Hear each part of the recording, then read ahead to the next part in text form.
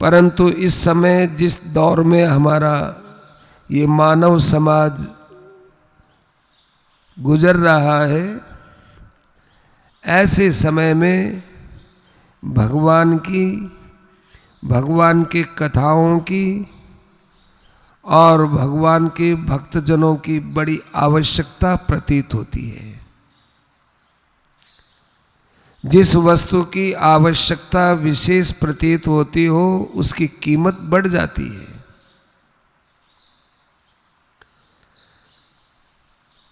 तो आज चाहे आप हम सभी कथा कहने वाले हों, चाहे सुनने वाले हों, आप हम सभी इस वेला में और इस महामारी में जो प्राणी अपने शरीर का त्याग कर चले गए हों, उनको भी आगे शांति मिले, और जो उनके वियोग में दुखी है उनके अंदर भी शांति का संचार हो। जो इस बीमारी से त्रस्त है उनका भी संकट दूर हो, और वे प्राणी जो बीमारी से ग्रस्त तो नहीं है लेकिन और दूसरी चिंताओं से ग्रस्त हैं, वे भी अपने हृदय में भगवान की कथा रसामृत को अवधारित कर आनंदित हों। ऐसी सद्भावना के साथ अपने को श्रीमद् भागवत की कथा सुननी है। अभी तो प्रथम स्कंद का प्रसंग चल रहा है और वो भी प्रारंभिक प्रसंग है। देखो, हमारे शौनकादि ऋषियों ने सूत जी महाराज से ये नहीं कहा कि हमको भागवत सुनाओ। उन्होंने अपने अंदर के 6 प्रश्न रखे।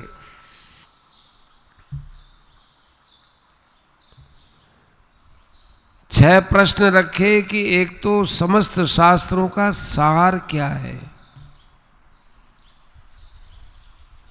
सार की बात पूछी है, क्योंकि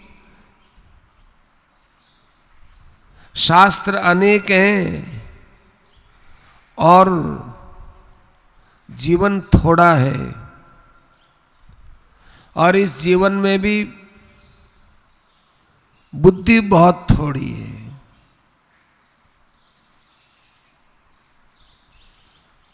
क्वचाल पे विषया मति, हमारी बुद्धि में बहुत बातें ठहर ही नहीं सकती। इतनी बुद्धि में ग्रहण करने की शक्ति शिथिल हो गई है कलयुग के दुखों के कारण। इसलिए पहली बात तो मनुष्य का निश्चित कल्याण किस साधन से होता है वो बता दीजिए। दूसरा है कि समस्त शास्त्रों का सार क्या है ये बता दीजिए। तीसरा ये बता दीजिए कि भगवान का संकल्प क्या रहा, देवकी और वसुदेव के यहाँ अवतार लेने में भगवान का क्या संकल्प रहा। बस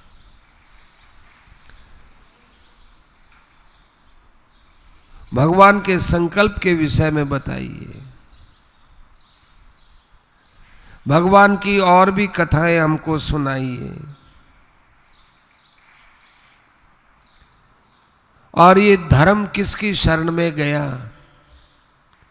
जब भगवान श्री कृष्ण ने धर्म की रक्षा की तो धर्म पर आफत आ रही थी, तभी तो रक्षा की उन्होंने। यदा यदा ही धर्मस्य ग्लानिर्भवति, जब जब धर्म के अंदर कोई कमी आती है, धर्म का ह्रास होता है, तो मैं अवतार लेता हूँ, अवतीर्ण होता हूँ। तो भगवान जब यहाँ से चले गए, धाम में अपने लीला में ही अपने लीला को समेट लिए चला जाना तो क्या होता है? भगवान तो सर्वत्र है, सर्वत्र विराजमान है, उनका तो कहीं आना जाना होता ही नहीं। लीला समेट लेते हैं, दृश्य होते हैं, अदृश्य हो जाते हैं। उस समय धर्म की स्थिति कहाँ रही? ये 6 प्रश्न थे। सूत जी महाराज ने मंगलाचरण करके अब उन 6 प्रश्नों का उत्तर देने का उपक्रम किया। देखो ये 6 प्रश्न हैं, लेकिन उत्तर इनका एक ही निकलेगा। लेकिन एक ही उत्तर देने से शायद ऐसा भ्रम हो सकता है कि ये अपने किसी आग्रह से बोल रहे हों। इसलिए उन्होंने संक्षेप में थोड़ा थोड़ा उत्तर दिया, संक्षेप में। और इनका यदि विस्तार से उत्तर जानते हो तो विस्तार से देने के लिए बाद में उन्होंने संकेत कर दिया। कह दिया श्रीमद् भागवत की कथा सुनो। अभी भी कह सकते थे कि भाई 6 प्रश्नों का उत्तर भागवत में मिलेगा, पर सीधा ही यदि ये बात कह दी जाए तो शायद श्रोता के मन में आ सकता है कि ये तो आग्रहग्रस्त होकर बोलते हैं। इसलिए थोड़ा थोड़ा उत्तर दिया, मीठा मीठा उत्तर दिया, ताकि इस उत्तर से उनके मन में और विस्तार करने की, विस्तार से जानने की जिज्ञासा हो, तब फिर भागवत को सुनाने का अच्छा मौका मिलेगा। तो सबसे पहले अपने गुरु सुखदेव जी महाराज को प्रणाम किया और उसके बाद भगवान नारायण को प्रणाम किया, नर को प्रणाम किया, सरस्वती देवी को प्रणाम किया, व्यास जी को प्रणाम किया और श्रीमद् भागवत को प्रणाम किया। थोड़ा और गहराई से विचार करें। प्रश्न 6 है तो वंदना भी 6 की हुई है। सुखदेव जी महाराज की माने गुरु महाराज की वंदना, नारायण भगवान और नरोत्तम ऋषि 3, सरस्वती देवी 4, व्यास जी महाराज 5 और श्रीमद् भागवत 6 की 6 ही प्रश्न है और 6 की वंदना हुई है।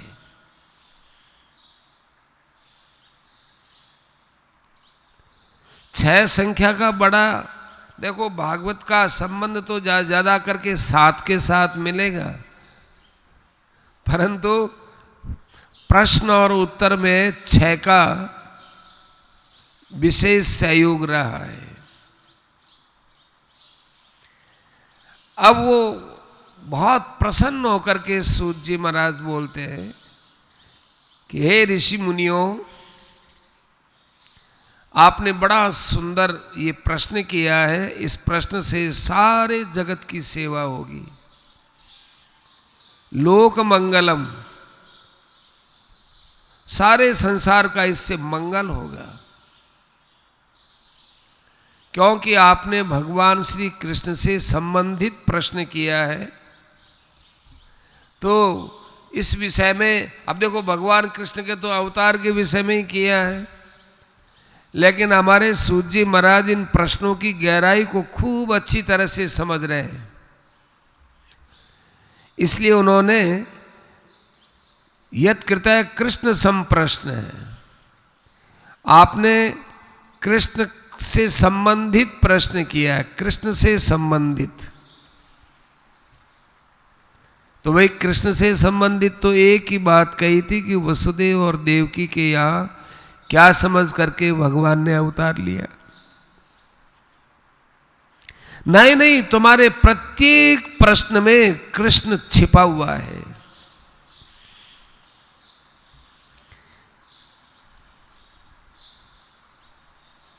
यत् कृतः कृष्ण संप्रश्नो येनात्मा सुप्रसीदति। बहुत सुंदर प्रश्न है आपका। आपने अंत में जो प्रश्न किया था कि धर्म किसकी शरण में गया। और आपके प्रश्न की भूमिका में भी ये बात आई थी कि आपने इतिहास, पुराण और धर्मशास्त्र पढ़ा है।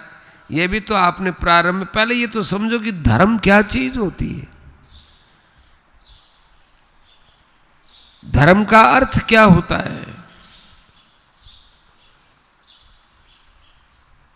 आज के युग में भी धर्म के नाम पर अनेक प्रकार की बातें हम लोग सुनते हैं।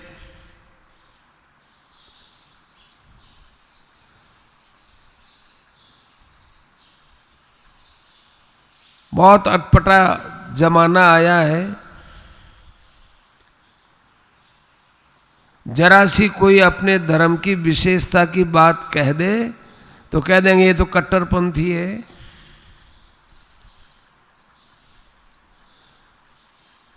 कोई कहते हैं कि भाई तुम हमारे धर्म में हस्तक्षेप, अरे तुम राजनीति में हस्तक्षेप क्यों करते हो।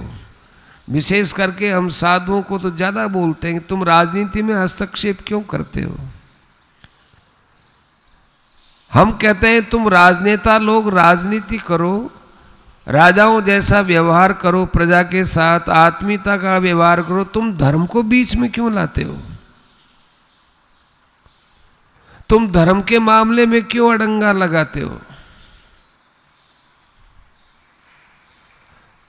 हमारे हिंदुस्तान में ये अल्पसंख्यक है, ये बहुसंख्यक है, ऐसा करके ऐसा शासन तंत्र ने गड़बड़ मामला कर दिया, अशांति फैला दी। हम कोई हमारे धर्म की बात कहेंगे तो कह देंगे साहब सेक्युलर है ये दो देश, धर्म निरपेक्ष है, अच्छी बात है भाई। और दूसरे धर्म वालों के लिए कोई बात आएगी तुम ऐसा क्यों करते हो तो कहते हैं कि साहब इनको तो ये तो संविधान में अधिकार दिया है, ये तो अल्पसंख्यक है, इनको तो छूट है। फिर तुम समाज में प्रेम करवा सकते हो। भाईचारा का एक व्यर्थ ही ढोंग का नारा लगा दिया। ये ढोंगी नारा है ये भाईचारा। भाई को तो लड़वाते हो तुम, सगे माँ बाप के भाई तो लड़ते हैं और दूसरों के लिए कहते हैं भाईचारा। आप जाकर के देख लो अदालतों में पारिवारिक मुकदमे ज्यादा मिलेंगे, चाहे हिंदू हो, चाहे मुसलमान हो, चाहे और कोई धर्म वाले हो। और कहते तुम भाई रहो, तुम भाई जैसे रहो। अरे तुम एक का हक छीन करके दूसरों को दोगे और वो बोलेगा कि ऐसा क्यों, तो उसको कहोगे तुम भाई जैसे रहो। ऐसे तुम टिंगाते हो, ठगते हो, ये नहीं चलेगा। भागवत कहता है कि असली धर्म क्या है। भागवत ने कहा सभी पुंसाम परो धर्म है। अरे मनुष्य का परम धर्म क्या है। देखो यहां हिंदू धर्म नहीं लिखा है, हिंदू धर्म नहीं, सत्य सनातन हिंदू धर्म है। ये सत्य सनातन हिंदू धर्म बताया था ना कि संसार के जितने धर्म हैं वो किसी न किसी मनुष्य से चले हैं। हमारा सत्य सनातन जो धर्म है, हिंदू धर्म है, इसके मूल में कोई व्यक्ति नहीं मिलेगा आपको, कोई एक व्यक्ति नहीं मिलेगा। जो व्यक्ति जिसमें होता है वो धर्म नहीं, वो संप्रदाय हो सकता है।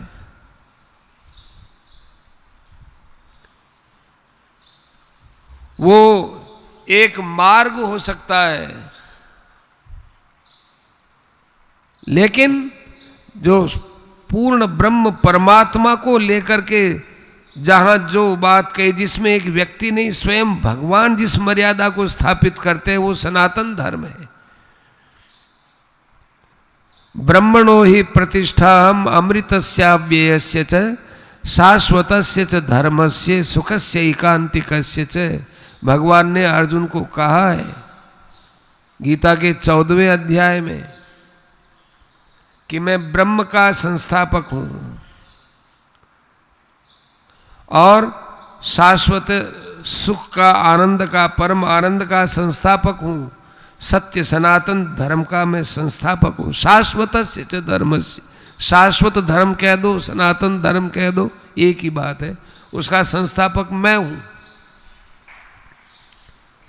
हमारा धर्म भगवान से चलता है और दूसरे जितने धर्म हैं वो मनुष्य से चलते हैं। वो पंथ हो सकते हैं परंतु धर्म नहीं हो सकते। धर्म केवल एक सत्य सनातन हिंदू धर्म है, क्योंकि यहां तो साफ लिखा है, इसके पीछे कोई एक ऋषि नहीं है, एक ऋषि नहीं है, एक मार्ग नहीं है। सगुण के आचार्य हुए, निर्गुण के आचार्य हुए और भक्ति के आचार्य हुए, ज्ञान के आचार्य हुए, पर ये सब मिला करके सब सनातन धर्म है। तो सवै पुंसाम परो धर्म यतो भक्ति रधोक्षदे, सबसे बड़े धर्म का सार बताते हैं कि मनुष्य के लिए सबसे बड़ा धर्म यही है कि उसका भगवान के अंदर प्रेम हो जाए। बस भगवत प्रेम जिससे हो वो धर्म है। भगवान में प्रेम न हो और बाह्य बातों से हम लोग कुश्ती आते रहे, लड़ते रहे, झगड़ते रहे, वो धर्म नहीं है। वो धर्म को समझा नहीं है। सभी पुंसाम परो धर्म यतो भक्ति रधोक्षदे अहेतु की अप्रतिहता। भक्ति भी कैसी होनी चाहिए? हमारी जिसमें कोई कामना न हो, अहेतु की, और अप्रतिहता, जो किसी के द्वारा भी खंडित न हो।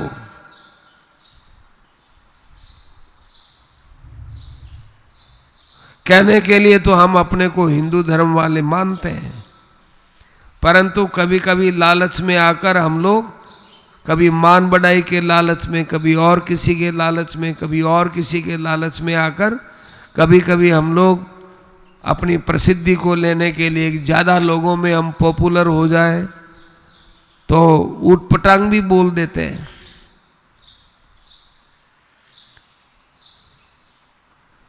चाहे जैसा ही हम लोग कीर्तन कराने लग जाएंगे, चाहे जिनके यहाँ पर हम जा जा करके फूल मालाएं चढ़ा देंगे, चद्दर चढ़ा देंगे कि साहब हम तो सब धर्मों को समान मानते हैं। सब धर्म कभी समान हो ही नहीं सकते। अरे भगवान ने वृक्ष समान नहीं किए, पीपल समान नहीं किए, खेजड़ी समान नहीं की, पौधे समान नहीं किए। कोई पौधा बड़ा है, कोई छोटा है, कोई कैसा है। अरे फल समान नहीं किए। एक फल थोड़ा ही बाजार में जाओ, अलग अलग दाम में, अलग अलग, एक ही फल अलग अलग दाम में मिलेगा। केला लेने जाओ, संतरा लेने जाओ, सेब लेने जाओ, जो भी साग सब्जी फल, कब कोई भी चीज ले, भगवान ने खुद ने गीता में कहा है, चातुर्वर्ण्यम मया सृष्टम। मैंने जो सृष्टि में चीजें बनाई हैं उसमें 4 वर्ण हैं।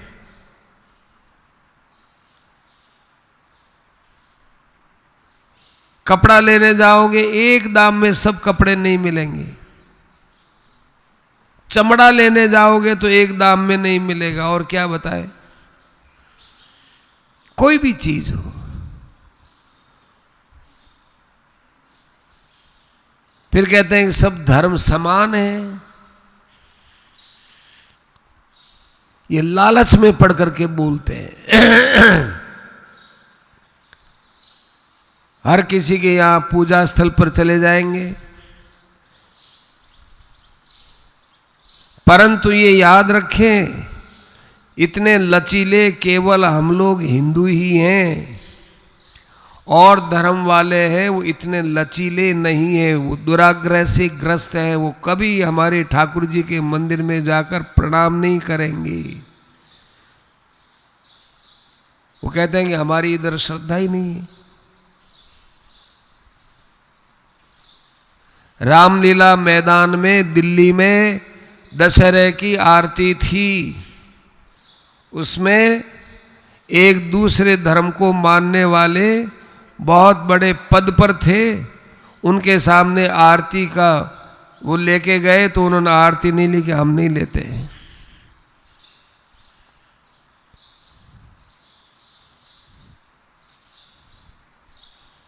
बहुत बड़े पद पर थे, वो उपराष्ट्रपति थे, लेकिन उन्होंने आरती नहीं ली। और हम लोग जाएंगे और ये नहीं देखेंगे कि ये किसके पीछे क्या बना हुआ है, कौन है, क्या है, कौन था ये व्यक्ति, कौन था। बस कोई न कोई कामना ले ली, तो अहेतु की भक्ति नहीं है हमारी। हम तो राजीव के साहब ये दो कितने अच्छे हैं, सेक्युलर है साहब, सब धर्मों को मानते हैं। जो सबको मानता वो किसी को नहीं मानता भाई। भगवान ने तो कहा है कि माम एकम शरणम प्रजयो, मानो तो एक मुझे ही मानो। गीता में भी कहा है मांच यो व्यभिचारेण भक्ति योगेन सेवते, अव्यभिचरित भक्ति होनी चाहिए। अर्जुन से भगवान क्यों खुश हुए कि अर्जुन ने यही कहा कि न त्वत् समोस्त्यभ्यधिक कुतोन्य है, आपके समान ही कोई नहीं तो आपसे अधिक तो होने का प्रश्न ही नहीं है। इसका नाम है अनन्य भक्ति। भगवान इसी से ही खुश हुए। वही बात कहते हैं सभी पुंसाम परो धर्मो यतो भक्ति रधोक्षजे अहेतु की अप्रतिहता। किसी भी उपाय से वो प्रतिहत नहीं होनी चाहिए। और अंत में ये नात्मा संप्रसीदति, और जिसके बाद हमारा अंतःकरण प्रसन्न हो जाए, शांति को प्राप्त हो जाए। ये नात्मा संप्रसीदति, हमारी आत्मा में प्रसन्नता हो, जिसको करने के बाद हम खुश हो जाएं। हम तो खुश इस बात को, हमारे बेटा हो गया, हमारे व्यापार ठीक चलने लग गया, हमारी बीमारी ठीक हो गई, बस चलो हो गया। इतने में ही हम अपने को संतुष्ट मान लेते हैं। अरे नहीं, भगवान की भक्ति करके देखो, हर समय आदमी को ये सोचना चाहिए कि अभी मेरी मृत्यु हो तो मेरे मन में कोई घबराहट होगी क्या।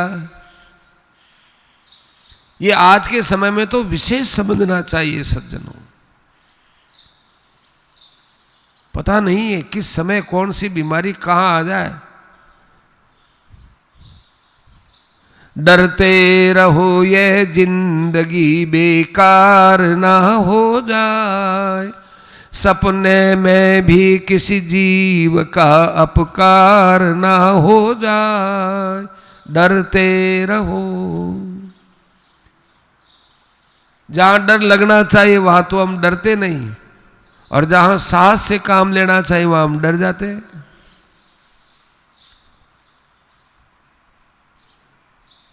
डरते ही रहो जी, जिंदगी बेकार ना हो जाए।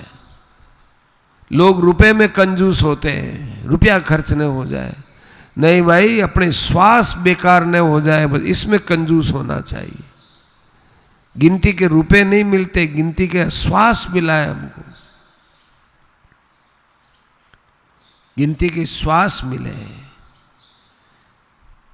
हर समय आदमी को सोचना चाहिए अभी मेरी मृत्यु हो तो मेरे अंदर कोई कामना पड़ी है क्या। कुछ भी कामना यदि अंदर में है तो उसको पहले ही नष्ट कर देना चाहिए, विवेक शक्ति से, विचार से। क्योंकि मरने लगेंगे उस समय में हम यदि किसी भी कामना से ग्रस्त रह करके मर गए तो फिर वापस यहां आना पड़ेगा। जैसे कोई आदमी कहीं गया हो और उसका सामान कहीं छूट जाए और वो रवाना तो हो गया जल्दी में, अब रवाना होने के बाद उसको याद आया अरे मेरा ये अमुक थैला था और ये थैला हमारा अमुक जगह में गया था, वहाँ छूट गया, तो वापस वहाँ आएगा कि साहब मेरा यहाँ थैला रह गया। दूसरे गांव जाकर के भी आ जाएगा। ऐसे ही हमने यदि कोई कामना रखी तो उन कामना को रख करके यदि मर गए तो फिर अरे हमारा तो ये काम भगवान वापस भेजेंगे, जाओ। पर ऐसे नहीं भेजेंगे। हमारे जितने कर्म किए उन कर्मों का लेखा जोखा करते करते न जाने कहां कब पैदा होंगे, किस घर में पैदा होंगे, किस धर्म वाले के यहां पैदा होंगे। क्या पता वहां मांस खाना पड़ेगा, मछलियों को मारना पड़ेगा, शराब पीना पड़ेगा, कैसी संस्कृति मिलेगी, कैसा धर्म मिलेगा, कैसे आचरण मिलेंगे, कैसे माता पिता मिलेंगे, क्या होगा क्या नहीं होगा।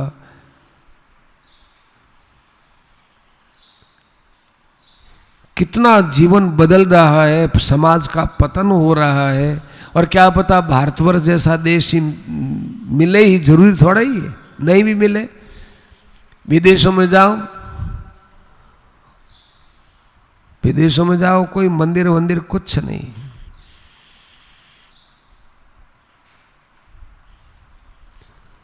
भगवान की लीला वगैरह कुछ नहीं।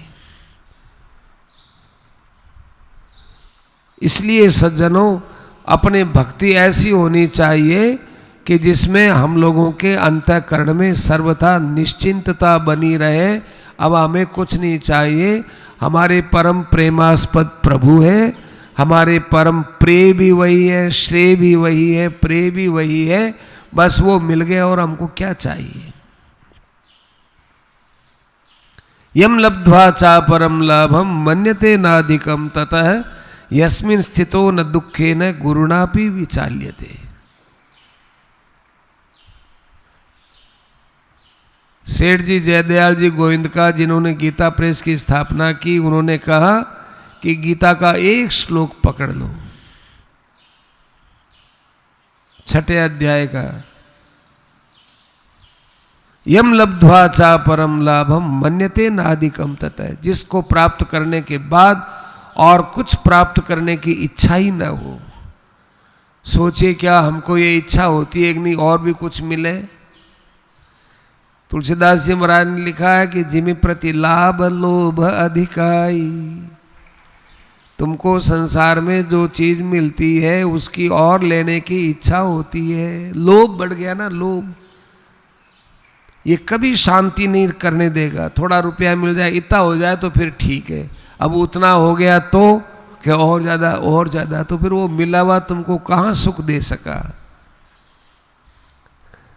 जितना हमको संसार में द्रव्य मिला है उतने से हमको संतोष नहीं हुआ, तो और मिला हुआ हमको कैसे संतुष्ट करेगा, इधर हमने विचार ही नहीं किया।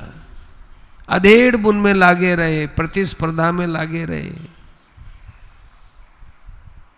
इसलिए सूत जी महाराज हमको हमारे जीवन में ब्रेक लगाते हुए कहते, अरे ठहरो ठहरो यार, कहाँ दौड़ रहे हो तुम, किसके पीछे दौड़ रहे हो। धन के पीछे, आदर के पीछे, पद के पीछे, अधिकार के पीछे, सत्ता के पीछे। अरे रे ठहरो यार, ये जितना तुमको मिलेगा उतना ही तुम एक तो भय में डूब जाओगे, भयभीत रहोगे सदा इनसे। हाय मेरी सत्ता कोई ले न ले, एक लालच बना रहेगा कि इससे भी आगे मुझे कुछ मिले, और कुछ मुझे मिले, और कुछ मुझे मिले। धन है, सत्ता है, पद है, माने संसार की कोई चीज हमको संतुष्ट नहीं कर सकती। तो देखो मनुष्य की कीमत देखो, हमारी कीमत कितनी ऊंची है कि सारा संसार मिल करके हमको संतुष्ट नहीं कर सकता। बताओ कीमत हमारी हुई कि संसार की हुई। किसी आदमी को सारा संसार मिलता नहीं, यदि मिल भी जाए तो उसको संतोष तो नहीं होगा। तो संतोष नहीं होता इसलिए क्यों? क्योंकि मनुष्य का स्थान बहुत ऊंचा है। अभी वो नहीं मिला इसलिए हम बोल देते हैं कि चलो हमको तो इतना मिल जाए, हम तो संतुष्ट हैं। वो तो भगवान ही थे जिन्होंने कौरवों की सभा में कह दिया कि हम 5 पांडवों को 5 गांव मात्र दे दो बाबा, हमारा इंद्रप्रस्थ तो रहने दो, तुम दबाओ खाओ पियो बाबा, 5 गांव तो दे दो। सूच्यग्रम न दास्यामि बिना युद्धे न केशव, सुई की नोक जितनी जमीन नहीं दूंगा। भगवान ने कहा कि ठीक है, तेरे पास सुई की नोक जितनी जमीन नहीं रहने दूंगा। तो ययात्मा संप्रसीदति, जिससे हमारी आत्मा प्रसन्न हो, भगवान के चरणों में ऐसा अनुराग हो जाए कि दूसरी चीज हमको भगवान से बढ़कर कोई प्यारी लगे ही नहीं, भगवान ही मीठे लगे। ये सबसे बड़ा धर्म है।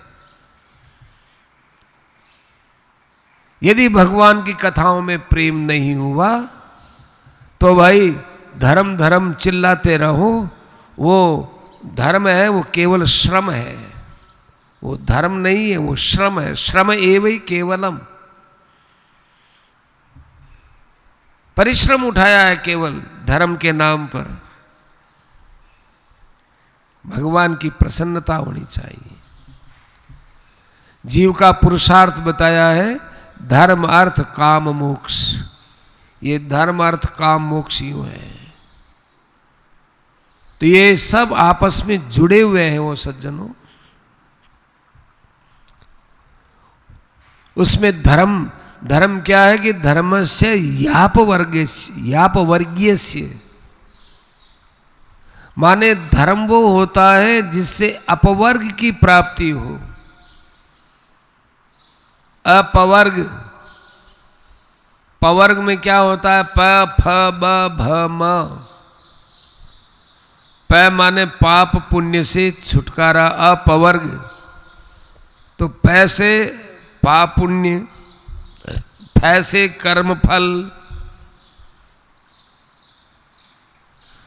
वैसे अपने में बड़प्पन, भय माने भय, और मैं से माने ममता, ये अपने अंदर से समाप्त हो जाए, वो है धर्म। धर्म का अर्थ होता है कि अपवर्ग की प्राप्ति हो, पवर्ग हमारे पास आवे ही नहीं, न पाप का फल आए न पुण्य का फल आए। कि पाप का फल तो नहीं आवे, पुण्य का फल भी नहीं आवे। क्या संतों ने कहा है कि भाई चाहे देखो, चाहे लोहे की सांकल से बंधो और चाहे सोने की सांकल से बंधो, बंधना तो एक ही है। हमको सोने की सांकल से यहां बांध दिया जाए खंबे के, और आपको लोहे की सांकल से बांध दिया जाए, कोई आएगा कहेगा क्या कि दोनों बंधे हुए हैं साहब। ये अब चाहे सोने की सांकल हो तो क्या हुआ, बंधन तो है ही, कर क्या सकते हैं उस सोने का, हम करें क्या बताओ। सांकल है सोने की लेकिन बंधे हुए हैं, सांकल है लोहे की बंधे हुए हैं। तो पाप से और पुण्य से, दोनों से हमारा छुटकारा।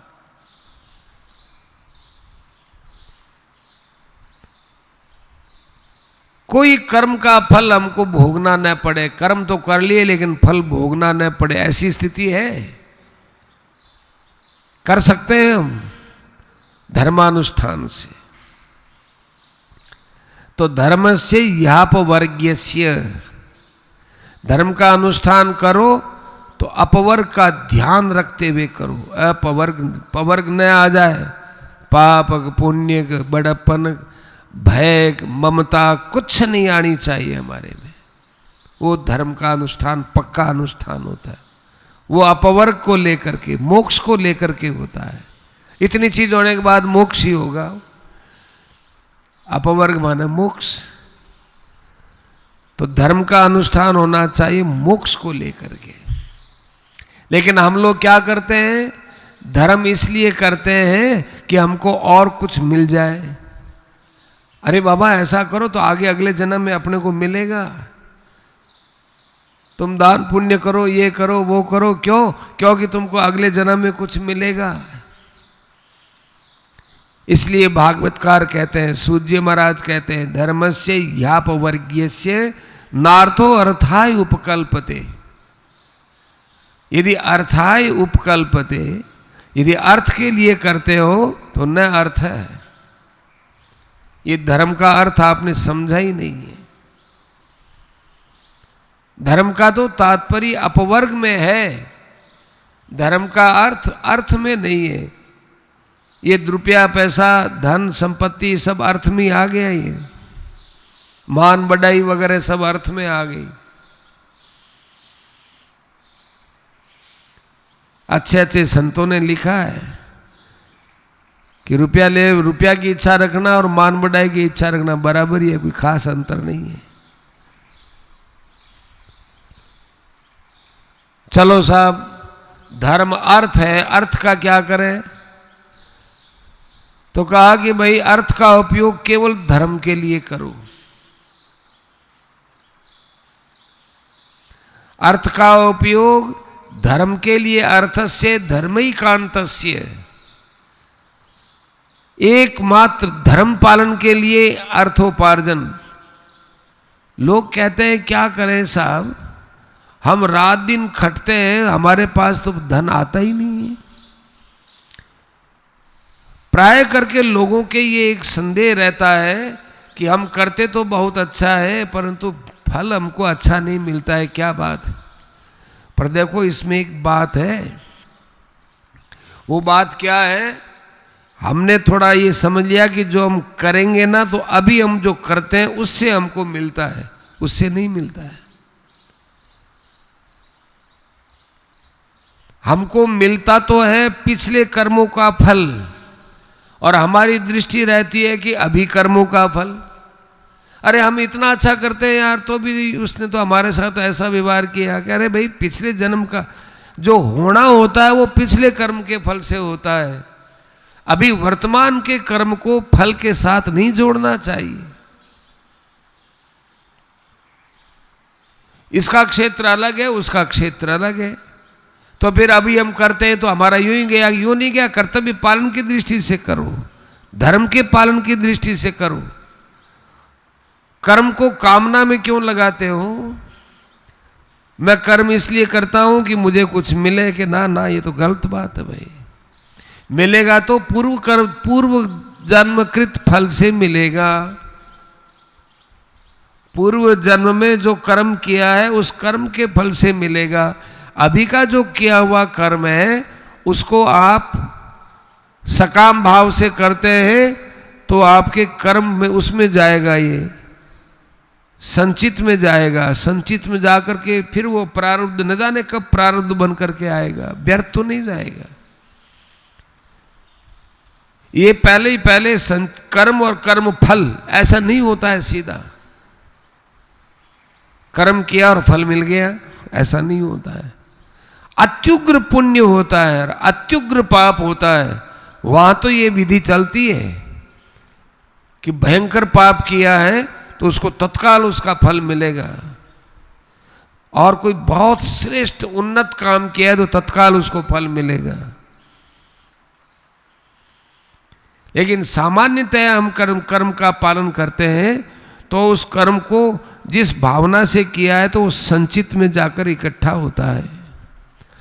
फिर अगला शरीर मिलता है तो प्रारब्ध बन करके आता है। वो भी न जाने कौन से शरीर में प्रारब्ध बनेगा। इसलिए गीता ने कहा कि भाई गहना कर्मणो गति, कर्म की गति है वो बड़ी गहरी है। इसलिए इन कर्मों से तो अभी पिंड छुड़ा लो बाबा, जल्दी से जल्दी। ये ऐसा उलझा हुआ डोरा है कि इस डोरे से इसको सुलझाना बड़ा मुश्किल है। महाराज श्री कहा करते हैं कि सोमण धागा है वो उलझ गया, कैसे सुलझावे कि इसके तो तूड़ी लगा दो। सोमण धागा उलझ गया, कैसे सुलझाए इसको? इधर सुलझाए तो इधर उलझ जाए, उधर से सुलझाए इधर उलझ जाए, वो नहीं सुलझेगा। सोमण धागा है वो उलझा हुआ नहीं सुलझ सकता। उसके तूड़ी लगा दो, वो जड़ जड़ा के खत्म हो जाएगा। ऐसे गीता ने बार बार कहा है कि तुम अशुभ से मुक्त हो जाओगे, कर्मों से मुक्त हो जाओगे, उससे शुद्ध हो जाओगे, यही ठीक है। इसलिए कहा कि नार्थो धर्मई कांतस्य कामो लाभा, यही स्मृत है।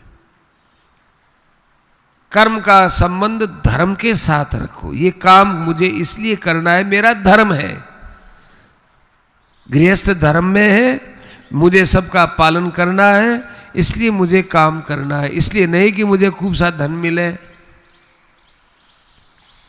धन मिलेगा तो वो तो मेरे प्रारब्ध में, भाग्य में है, उसके अनुसार मिलेगा। लोग देखते हैं कि पाप करने से धन मिलता है, भाग्य से क्या, जैसे कोई हमने पाप किया और तत्काल धन मिल गया। तो वहां वो शंका करता है कि मैंने पाप किया, इससे धन मिला है कि मेरे भाग्य से मिला है। वो काम ही नहीं आएगा, तकलीफ देगा। धन सदा आदमी को सुखी करने के लिए होता है, पर जिस धन से हमको दुख मिलता है, जिस धन से हमको अशांति मिलती है, वो समझना वो पाप का फल है, वो पाप का धन है। अस्तु तावत यहाँ अभी केवल धर्म अर्थ काम मोक्ष का ही निरूपण हो रहा है। तो अर्थ नार्थस्य धर्मैकान्तस्य कामो लाभा, ये स्मृत है। तो धर्म ही एकमात्र लक्ष्य जिसका है, ऐसे अर्थ को वहीं लगाना चाहिए, न कामाय। अर्थ का उपयोग अपनी कामना की पूर्ति में नहीं करना चाहिए। न कामाय न लाभाय, काम के लिए, अपनी इच्छा की पूर्ति के लिए धन का उपयोग नहीं। कर्तव्य बुद्धि से करो, धर्म बुद्धि से धन कमाओ, धर्म बुद्धि से धन का व्यय करो, सुख बुद्धि से नहीं। और कामना का क्या मतलब होता है कि कामस्य नेन्द्रिय प्रीति, काम का संबंध इंद्रियों का स्वाद लेना ये नहीं है। कामस्य न इंद्रिय प्रीति, पहली बात तो ये इंद्रियां कभी प्रसन्न होती नहीं सज्जनों, इतनी ठगोरी बताइए, बताया ना कल ये उसमें महात्म्य के प्रसंग में बताया ना कि धुंधकारी के 5 वेश्याएं थी और वो 5 वेश्याओं को खूब धन दिया पर कभी तृप्ति ही नहीं हुई। ऐसी ही अपनी 5 ज्ञानेंद्रियां हैं, ये वेश्याएं हैं, वेश्याएं।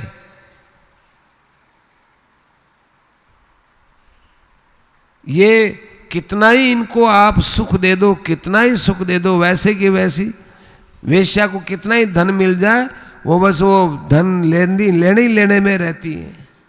ऐसे ही ये इंद्रियां हैं, इनका स्वाद लेने में हम लोग ये जो लगे रहते हैं। तो कहते हैं वेश्याओं को कहाँ तुम राजी करने में लग गए भाई।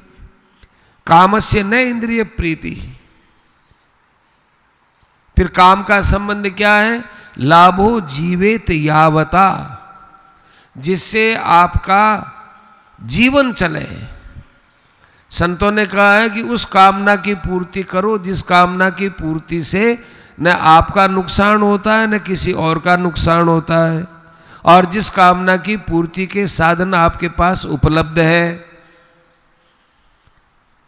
जिस कामना की पूर्ति के साधन आपके पास उपलब्ध है और जिसकी पूर्ति करने में न तो आपका नुकसान है और न किसी और का नुकसान है। अब बताओ, आप यदि भरपेट भोजन करते हो तो मेरे का नुकसान? आप यदि भरपेट जल पीते हो तो मुझे कहाँ नुकसान? आपके पास अन्न भी है, आपके पास जल भी है, आपके पास कपड़ा भी है, तो उपलब्ध है आपके पास अपने साधन। उससे न आपको परेशानी न हमको परेशानी। तो जिस कामना की पूर्ति से न आपका नुकसान होता है न दूसरे का नुकसान होता है, और जिसके साधन उपलब्ध है, ऐसी कामना की पूर्ति में कोई दोष नहीं होता। ऐसी तो कामना पूर्ति भाई केवल अपने शरीर के निर्वाह की ही होती है।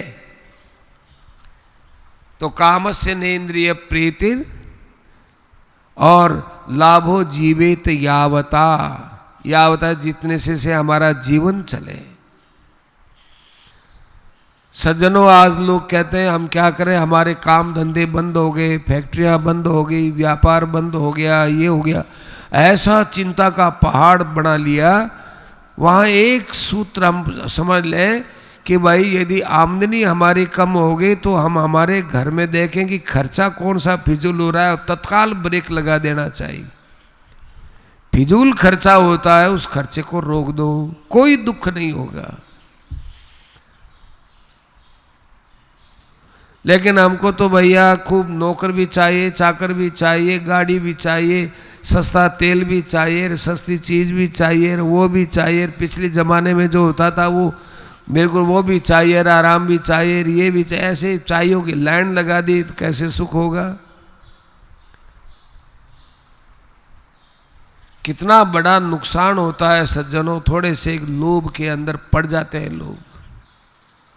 कोई कह देगा कि हम तुम्हारी बिजली माफ़ कर देंगे, पानी बिजली सब माफ़ कर देंगे, हमको वोट दो, और ये लोग वोट दे देते हैं, फिर रोते हैं कि अरे राम, हमने कहा कि तो भाई ऐसा करते हो तो ऐसा ही होगा। 10-20 रुपया पेट्रोल का यदि महंगा हो गया तो हो साहब, वो महंगा हो गया, ये हो गया, कहाँ से लाए, गरीब आदमी कहाँ से लाए। शराब महंगे हो जाते, कोई नहीं चिल्लाता, महंगा शराब पी लेंगे, महंगा महंगे और काम कर लेंगे, कोई नहीं बोलेगा। लेकिन थोड़ी सी बात हुई, साहब देखो देखो सब्जी के ये भाव, देखो साहब जो है प्याज के ये भाव हो गए, वोट नहीं देंगे हम।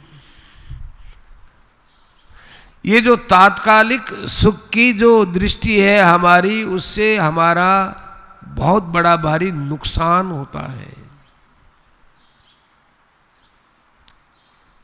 तो धर्म अर्थ काम हो गया। अब कहते हैं जीना भी क्यों है, अर्थ के लिए जीना है कि जीने के लिए अर्थ है। माने हम रुपयों की प्राप्ति के लिए जीते हैं या जी रहे हैं इसलिए कोई रुपये की प्राप्ति करनी है।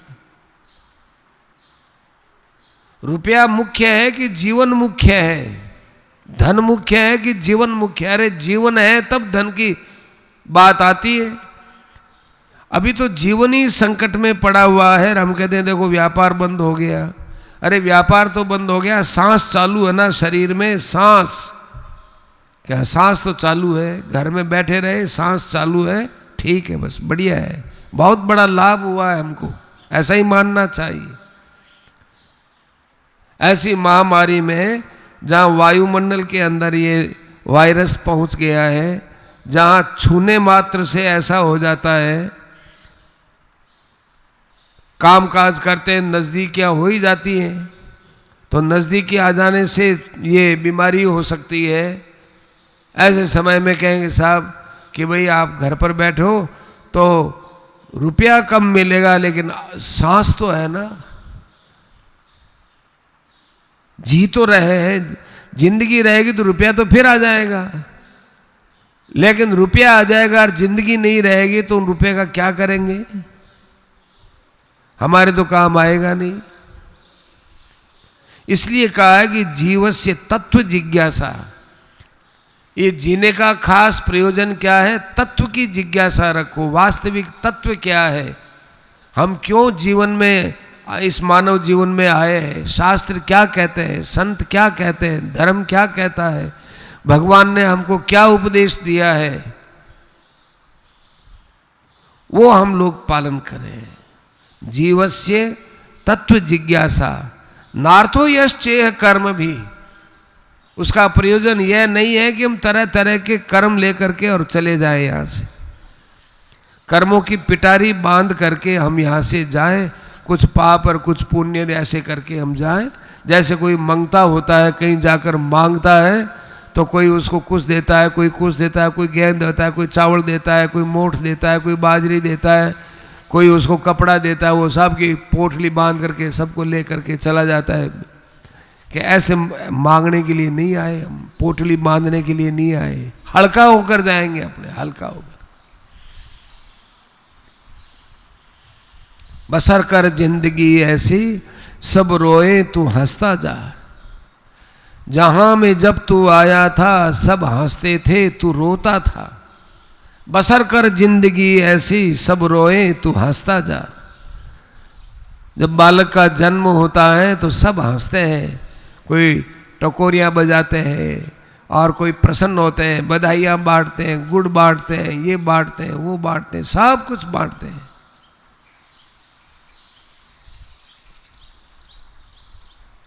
और वो बच्चा रोता है, जहां में जब तू आया सब हंसते थे तू रोता था।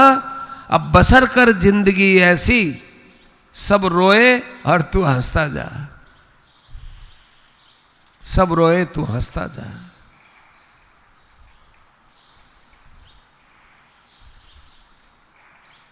महाराज श्री एक कथा सुनाते थे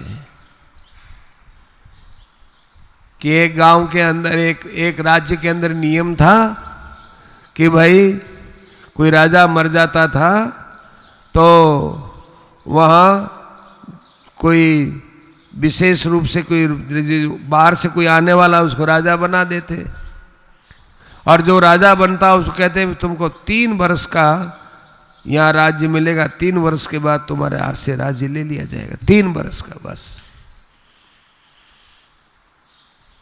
3 वर्ष का राज्य। तो एक बड़ा बुद्धिमान आदमी था, उसको राजा बना दिया 3 वर्ष तक। तो उसने देखा कि 3रे वर्ष में तो मुझे हटा देंगे। उसने कहा कि देखो 3 वर्ष तक आपने मुझे राजा बनाया है, 3 वर्ष में तो आप कोई कुछ नहीं बोलोगे ना, कि कुछ नहीं बोल सकते। बस फिर क्या था, 3 वर्ष तो थे ही उसके पास। उसको तो एक ही बात दिखती थी कि 3रे वर्ष में मुझे ये राज्य छोड़ना पड़ेगा, इसलिए जो कुछ करना है मुझे इन 3 वर्षों में ही कर लेना चाहिए।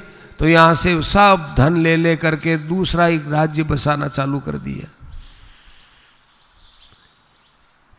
ये महल बना और यहाँ ब्राह्मणों की बस्ती है, इधर क्षत्रियों की बस्ती है, इधर व्यापारियों की बस्ती रहेगी, इधर इनकी बस्ती, ऐसे सब की बस्ती बनाए, सब बढ़िया बना दिया। एक अलग ही नगर बना लिया उसने। अपने लोगों से भी कह दिया कि देखो मैं एक अलग नगर बसाने जा रहा हूँ, आपको भी वहाँ पर कोई प्लॉट वगैरह लेना है तो बोल दो। ऐसे करते करते उसने सब धन था वो सब धन पार कर दिया, दूसरा नगर बसा लिया। अब 3रा वर्ष आया। 3रे वर्ष में भी जब उसका पूरा 3रा वर्ष जिस दिन पूरा हुआ उस दिन वो वहाँ से रवाना होता है बड़े ठाठ से। लोगों ने कहा महाराज यहाँ से जो भी कोई 3रे दिन गया है तो वो 3रे वर्ष में गया है तो वो रोते रोते गया है, हाय हाय करते गया है, माथा पीटते पीटते गया है, साधन करता था तो ये मदोन्मत्त होता था, घूमता था बाजार में, कभी कभी सवारी पर बड़ा यूँ फूला समाता था। और आप जा रहे हैं तो आप तो बड़े खुश हो रहे हैं, आपको तो कोई रोना वोना आता ही नहीं, क्या बात है। राजा ने कहा अब रो तुम, तुम्हारे यहाँ से सारा धन तो मैं लेकर के दूसरा राज्य बना लिया हूँ, तुम तो यहाँ मुझे 3 वर्ष ही तो रखते, वहाँ मैं जिंदगी भर रहूँगा। अब तुम रो, यहाँ बैठे हो, मैं तो मेरा जाता हूँ, मैं क्यों रहूँ, रहो तुम। ऐसे का बसर कर जिंदगी ऐसी सब रोवे तू हंसता जा। जो आदमी किसी का बुरा नहीं चाहता, जो आदमी किसी का बुरा नहीं करता और जो आदमी किसी को बुरा नहीं समझता वो यहाँ क्यों रोएगा। जो भगवान को अपना ही मानता है, अपना परिवार मानता है, भगवान के विधान को ही कानून मानता है, भगवान के हर विधान में कृपा मानता है, वो यहाँ क्यों रोएगा। वो देखेगा कि ये देश विडाना, ये तो पराया देश है, ये मेरा देश है ही नहीं, मेरा देश तो भगवान के पास है, मेरा देश भगवान के पास है। तो जीवस्य तत्व जिज्ञासा नार्थो यश्चेह कर्म भी। और हे शौनकादि ऋषियों, आपने कहा ना कि ब्रह्मविदाम श्रेष्ठ है, ब्रह्मवेत्ताओं में व्यास जी बड़े श्रेष्ठ हैं। आपने ये भी कहा कि भगवान की कथा सुनाओ, तो आपने ब्रह्म शब्द का भी प्रयोग किया है, परब्रह्म का भी प्रयोग किया है, भगवान का भी प्रयोग किया है, परमात्मा शब्द का प्रयोग किया है। एक बात को आप याद रखो कि क्या क्या याद रखें सूर्य जी महाराज, कि ब्रह्मेति परमात्मेति भगवान इति शब्दते। ब्रह्म है, भगवान है, परमात्मा है, ये केवल शब्दों का ही जाल है, तत्व एक ही है। वाटर कह दो, वारी कह दो, जल कह दो, चीज वही एक ही आएगी। वाटर वाटर माने जल। एक कहता है कि जल कहता जल, एक कहता है वारी, संस्कृत पढ़ा हुआ वारी बोलेगा तो वारी माने जल। एक आप बोलेगा आप, पंजाब, वहां पर 5 नदियों का मिलन होता है तो पंच आप माने जल। अब वाटर है, आप है, वारी है, शब्दों का ही तो भेद हुआ। ऐसे ही निर्गुण निराकार सच्चिदानंद घन अछेद्य अभेद्य जो परब्रह्म है उसको बोलते हैं ब्रह्म। और उसमें जब सगुणता की भावना होती है, उनमें कुछ विशेष गुण देखे जाते हैं तो वो कहलाता है परमात्मा। और जब उसकी लीलाएं होती हैं तब उसको कह देते हैं भगवान, तो उसको भगवान बोल देते हैं। बात एक ही है, ब्रह्मेति परमात्मेति भगवान इति शब्दते। ये तो केवल शब्दों का व्यवहार है भाई। वदंती तत्वविदस् तत्वम यस् ज्ञानम अद्वयम, अद्वितीय ज्ञान, वो तत्ववेत्ता लोग उसको अच्छी तरह से जानते हैं कि वही ब्रह्म है, वही परमात्मा है, वही भगवान है। इसलिए उनके यहाँ पर ये कोई झगड़ा नहीं होता कि हम सगुण को मानते हैं, निर्गुण को नहीं मानेंगे। हम निर्गुण को मानते हैं, हम सगुण को, ये सगुण बाबा माया विशिष्ट चैतन्य हम नहीं मानते इसको, ये तो माया से जुड़ा हुआ है।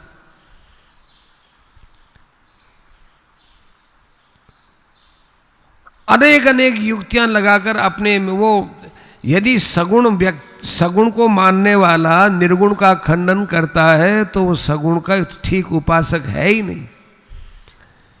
ऐसे ही निर्गुण को मानने वाला सगुण का खंडन करता है, वो भी जानता नहीं है तत्व को। पहुंचे हुए महापुरुषों ने कभी भी खंडन नहीं किया है। हां, ये जरूर किया है कि जहां कोई पाखंड आता हो, चाहे निर्गुण के नाम से पाखंड करे, चाहे सगुण के नाम से पाखंड करे, उस पाखंड को दूर करने के लिए केयों ने तो निर्गुण का खंडन किया है, तो केयों ने सगुण का खंडन किया है, पाखंडवाद का खंडन करने के लिए। मंदिर में ठाकुर जी की पूजा करते हैं, सब करते हैं, परंतु लालच वगैरह पूरा रखते हैं। भगवान के यहाँ सब भगवान पर विश्वास नहीं रखते, पूजा पर विश्वास नहीं करते, और जो लोग पूजा करने के लिए आते हैं उनसे मांगते फिरते हैं। तब फिर उनके आदत को लेकर के जरूर खंडन किया है, परंतु उस खंडन का तात्पर्य ये नहीं है कि वे कोई सगुण के आराधना का ही खंडन करते हैं, उसका तात्पर्य ये नहीं है। इसलिए यहां कहा है कि भक्ति करो लेकिन श्रुत गृहीतया, महापुरुषों से सुन करके अपने अंतःकरण में उस भक्ति को संजो करके फिर भक्ति के मार्ग पर चलो, मनमाने मार्ग पर नहीं। आजकल बहुत मनमाना मार्ग चलने लग गए लोग। पंत वही जो गाल बजावा, पंडित वही जो गाल बजावा, तो जाए तर्क बढ़ते, ये बात है, ये हो गया और वो हो गया, ऐसे खूब बिना रोके बिना रुके बोलता है, वाचाल है, उसको लोग पंडित मानते हैं। ओहो। एक जगह एक आदमी गया वोट मांगने के लिए, बहुत पहले की बात है, हम लोगों का जन्म ही नहीं हुआ तब से, बचपन से सुनते आए हैं। गांव में गए तो नेताजी खड़े हुए, तो नेताजी से पूछा लोगों ने, अजय साहब थाने अंग्रेजी आवे कहीं थे, मासू वोट मांगने तो आया हो, थाना अंग्रेजी आवे क्या आवे कि बोल ABCDEFG HIJKLMN OPQRSTUVXYZ ABCDEFG HIJKLMN OPQRSTUVXYZ ABCDEFG HIJKLMN OPQRSTUVWXYZ। ओहो तालियां पीटते हैं, ओहो साहब, हाँ नेताजी को खूब अच्छी अंग्रेजी आती है, नेताजी को खूब अच्छी अंग्रेजी, देव वोट देव। ऐसे मतों का यदि खंडन होता है तो बताओ, ये तो पाखंड का खंडन ही है, होना भी चाहिए। ऐसे ही निर्गुण के अंदर कहने लग गए साहब देखो एक निर्गुण निराकार तत्व होता है, वो गुरु से ही मिलता है, और देखो आप गुरु की पूजा करो, गुरु का ही ध्यान करो, गुरु ही सब कुछ है, गुरु को ही आप करो, आप गुरु को सब कुछ अर्पित कर दो, धन वस्तु वक्र सब गुरु को ही अर्पण कर दो, वो बस निराकार की भक्ति हो गई। तो उसमें भी खंडन है, उसका खंडन होता है। निर्गुण जो वास्तव में निर्गुण तत्व है उसका खंडन कैसे करेंगे? सगुण आराधना उसकी खंडना कैसे करेंगे? उपासकों में जब आग्रह आ जाता है, तब आग्रह आ जाने के बाद उसमें स्वार्थ भी आ जाता है और अहम भाव भी आ जाता है। वो स्वार्थ और अहम भाव ये दोनों जहां आ गए, चाहे लौकिक काम हो और चाहे कोई साधना का काम हो, दोनों में ही बाधा है। यस्य नाहंकृतो भावो और बुद्धिर यस्य न लिप्यते। भगवान ने गीता में सावधान किया कि देखो जिसमें अहम भाव नहीं आता और जिसमें किसी प्रकार से बुद्धि लिपायमान नहीं होती, स्वार्थ की भावना नहीं होती, अहंकार नहीं होता, अब उसके बाद क्रिया चाहे कोई सी भी करो कोई दोष नहीं है। पाप क्रिया तो इसलिए नहीं होगी कि क्योंकि बिना स्वार्थ के पाप होता ही नहीं है, बिना स्वार्थ के पाप नहीं होता। स्वार्थ होगा वहां पाप होगा ही, स्वार्थ ही अपने आप में पाप है। इसलिए सूत जी महाराज कहते हैं कि भाई देखो हमारी भक्ति है वो ज्ञान से युक्त हो, वैराग्य से युक्त हो, ज्ञान वैराग्य युक्तया भक्त्या, परंतु साथ में श्रुत गृहीतया, वो महापुरुषों से सुनी हुई भक्ति होनी चाहिए। और उस भक्ति के द्वारा क्या हो कि अपने अंदर ही अपने आत्मा का दर्शन हो जो परमात्मा का स्वरूप है। पश्यन्ति आत्मनि चात्मानम मुनयः, उस भक्ति के द्वारा ऋषि मुनि अपने अंदर ही अपने स्वरूप का ज्ञान कर लेते हैं। इसलिए अपने चित्त से एकमात्र परमात्मा का ध्यान करो, अपने अंदर उन्हीं का ही गुणगान सुनो, उन्हीं का ही नाम ले, उन्हीं की पूजा करो। एक परमात्मा का ध्यान करेंगे अंदर ही अंदर, सारे संशय अपने आप कट जाएंगे। कर्म ग्रंथ निबंधनम, भगवान में जितनी श्रद्धा होगी वैसी हमारी उनकी कथाओं को, उनके विषय में सुनने की बातों को एक हम लोग आत्मसात कर लेंगे। श्रद्धानस्य वासुदेव कथा रुचि, जिसके अंदर श्रद्धा हो, सुनने की रुचि होती हो, बस उसको क्या करना चाहिए, अच्छे पुरुषों के पास में जाकर उनके मन के अनुकूल रहना चाहिए। देखो महापुरुषों के पास में जावे, उनकी सेवा करो। सेवा क्या है? कोई शरीर सेवा से महात्मा इतने खुश नहीं होते। महात्मा की कोई बड़ाई कर दे तो इससे खुश नहीं होते। एक संत थे, उनके एक शिष्य आया उनके पास, ऐसी सेवा करने लगा कि वो अपने गुरु जी को भगवान से भी बढ़कर मानने लग गया। तो उन महात्मा जी ने उस शिष्य को हाथ जोड़ कह दिया, भैया अब तुम जाओ। उन्होंने कहा गजब हो गया। उन महात्मा जी ने कहा अरे गजब हो गया, ये कर क्या रहा है, भगवान से बढ़कर ये मुझे मानने लगे, कर क्या रहा है, भगवान से भी बढ़कर गुरु को मानता है, ये हमारी बात पर विचार ही नहीं करता, मेरे सैद्धांतिक बातों पर तो विचार करता नहीं, और कहता है साहब गुरु महाराज है वो हमारे भगवान से भी बढ़कर है, भगवान से भी बढ़कर है। तो भाई ये तो अच्छी बात नहीं है। भगवान की कथा सुनने का लाभ क्या है कि भगवान की कथा सुनते हैं तो भगवान की कथा हमारे अंदर जाती है और वो सारे अभद्रों का नाश कर देती है। ये अपने आप ही होता है, मनुष्य का भाव स्वभाव सब बदल जाता है। जो जो मनुष्य के अंदर रजोगुण तमोगुण बढ़ते हैं तो काम क्रोध लोभ आदि की वृत्तियां को पोषण मिलता है, तो वहां पर सत्वगुण बढ़ना चाहिए, और सत्वगुण बढ़ता है वहां भगवान की कथा से काम क्रोध लोभ आदि सबका नाश हो जाता है। क्षीयन्ते चास्य कर्माणि दृष्टे एवात्मनीश्वरे। अपने अंदर जब आत्मा का ज्ञान होने लगता है तो सब कर्म बंधन खत्म हो जाते हैं। वो मानता है कि शरीर के साथ मेरा संबंध नहीं, मेरा स्वरूप तो एक आत्मा का है, वो वहां पर मेरा भी नहीं रहता। मेरा स्वरूप आत्मा है ऐसा तो अपन बोलते हैं उसकी भाषा से, तद भाषया उत्तरम ब्रूते श्रुति श्रौति हितेशिनी, परंतु उसको एक आत्म तत्व के अलावा और किसी की सत्ता दिखती नहीं है। तो ये सब ऊंचा उठ गया, सबसे शरीर सबसे ऊंचा उठ गया। जो जिस आदमी की दृष्टि जितनी ऊंची होती है उतनी व्यापक होती है। अपने मकान के छत पर देखते हैं तो कितनी दूर दूर तक दृष्टि जाती है, और जितना ऊंचा मकान है, बहुत मंजिला मकान, 30-60 मंजिल के मकान होने लग गए। अब उसके ऊपर जाकर के देखे तो कितना बड़ा नगर दिखता है।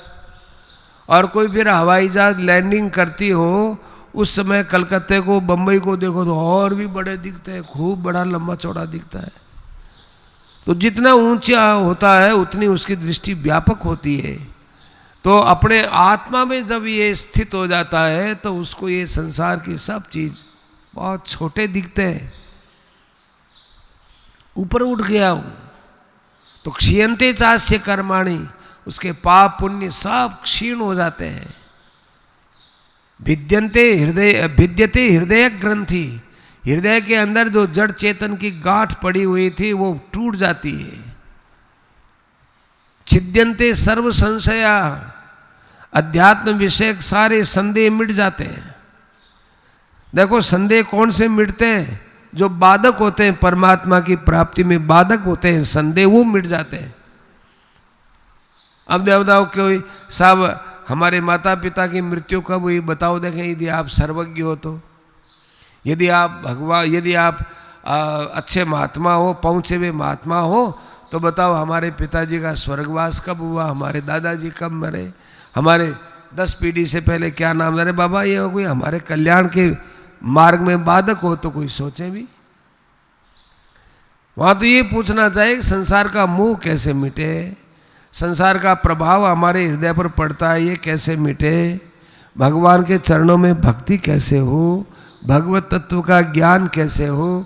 ये सब बातें यदि उस समय पूछी जाए तो कोई बात भी, लौकिक बातें पूछते हैं। संत महापुरुषों का भाव बहुत ऊंचा होता है, परंतु हम लोग संसार के लोग उनको भी नीचे खींचते रहते हैं। जैसे डूबने वाला आदमी होता है, वो किसी तैराक को पकड़ के उसको भी डुबाता है। वो देखता है कि ये डूब जाओ, बोले मैं इसको पकड़, मैं तो मेरा तर जाऊं, मैं तो मेरा तर जाऊं। सारे संदेह दूर होते, अध्यात्म विषयक संदेह। भिद्यते हृदय ग्रंथि छिद्यन्ते सर्व संशयाः क्षीयन्ते चास्य कर्माणि तस्मिन् दृष्टे परावरे, और क्षीयन्ते चास्य कर्माणि दृष्टे एवात्मनीश्वरे। इसलिए भैया हमारे तो यही बात कहनी है कि आपको हरदम भगवान की भक्ति करते रहना चाहिए। सत्वगुण, रजोगुण, तमोगुण ये प्रकृति के गुण हैं। तमोगुण से सृष्टि का संहार करते हैं। देखो वो एक ही परमात्मा है, वो जब रजोगुण के साथ मिलता है तो ब्रह्मा बनता है, उसका नाम ब्रह्मा हो जाता है। और वो सत्वगुण के साथ मिलता है तब वो विष्णु होता है, और तमोगुण के साथ मिलता है तब वह शिव कहलाता है। हरि विरिंची और हर, हरि विरिंची और हर। देखो भागवत में विरिंची आता है ब्रह्मा के लिए, वैसे बोलते तो विरंची है, लेकिन भागवत में विरिंची आता है। रकार में इकार आती है, हरि विरिंची हरेति संज्ञा। तो प्रकृति के गुणों को स एक पुरुष है युक्त है। सत्वगुण, रजोगुण, तमोगुण के साथ वो एक परम पुरुष जब जुड़ता है तो उसके अंदर तीन रूप दिखने लगते हैं। देखो कोई एक चूर्ण है, स्वयं तो वो सफेद है, पर उसके साथ में कोई काला मिला देते हैं तो उसमें कालीमा आ जाती है। कोई पीला चूर्ण उसमें मिला देते हैं तो वो पीला भी दिखने लगता है, और है वो तत्वतः सफेद, पर घटक द्रव्य से उसका कुछ रंग बदल जाता है। ऐसे ही परमात्मा एक है, लेकिन जब वो सृष्टि को बनाने लगते हैं तो वो ब्रह्मा कहलाते हैं, पालन करते हैं तो वो विष्णु कहलाते हैं, और जब संहार करते हैं तो वो शिव कहलाते हैं। इसमें भी अलग अलग मतभेद है। महाविष्णु होते हैं, वो इन तत्व एक ही है, परंतु जब एक कर्म करते हैं तो वहां तक वो सीमित रहते हैं। वो जैसे हमारे गुरुजन हैं, वो हमको पढ़ाते हैं, लेकिन अच्छा हमको बार बार हम पूछते रहते हैं कि गुरुजी इसका अर्थ क्या होगा, तो पंक्ति भी लगा देते हैं, सब बता देते हैं, 10 बार पूछेंगे तो बता देंगे। लेकिन जब वो परीक्षा में इन्विजिलेटर बन करके आते हैं, निरीक्षक बन करके आते हैं, और तब हम उनसे पूछते हैं कि गुरुजी इस प्रश्न का क्या उत्तर लिखें, ये तो आप ही का विषय, आप ही पढ़ाते थे हमको, इसमें क्या लिखें, तो उस समय वो नहीं बताएंगे। हमने सुना कि एक विद्यार्थी था, वो विद्यार्थी जिन गुरुजी के पास पढ़ता था, गुरुजी ने खूब मेहनत की पढ़ाने में, और जब वो परीक्षा देने गया तो इन्विजिलेशन के में वही उनके गुरुजी उसके इन्विजिलेशन में थे, निरीक्षक थे। तो उसने देखा कि तो गुरुजी से तो रोज़ पढ़ते ही हैं, और गुरुजी के बताए हुए हमको ये है, तो उसने वो कागज़ बना लिया, लेकर के नोट करने लगा। तो उनके गुरुजी ने उसको पकड़ लिया और उसको वो कागज़ पकड़ के नोट लगा के उसकी परीक्षा को रद्द करवा दी।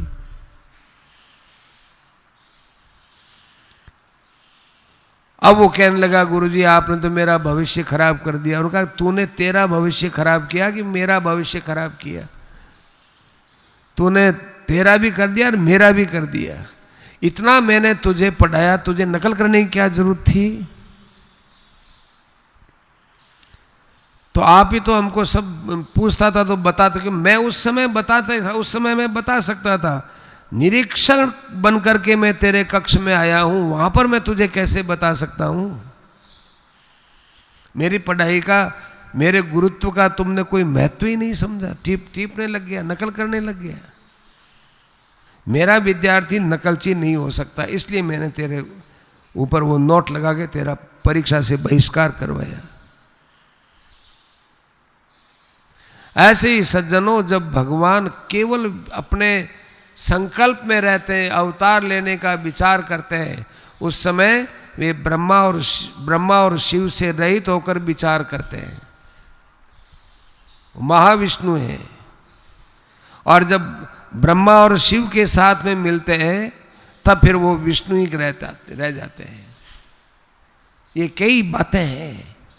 अपने तो अभी इतना ही समझना है कि भाई जब सत्व गुण के साथ मिलते हैं तो पालन करते हैं, रजोगुण के साथ होते हैं तो सृष्टि को बनाते हैं, और तमोगुण के साथ मिलते हैं तो सृष्टि का संहार करें। वो एक ही है। परंतु इसमें बताना क्यों चाहते हैं, परंतु भगवान का भाव जीवों का कल्याण करने का क्यों कब रहता है, जब भगवान सत्व तनव हो। श्रेयांसि तत्र खलु सत्व तनोर गुण निर्णाम शिव। मनुष्यों का कल्याण करना है, ये भाव तो न तो वही तमोगुण वाले शिव जी में है, न रजोगुण वाले ब्रह्मा जी में है, वो तो सत्व गुण संपन्न भगवान विष्णु में ही है, तभी वे इसका पालन करते हैं।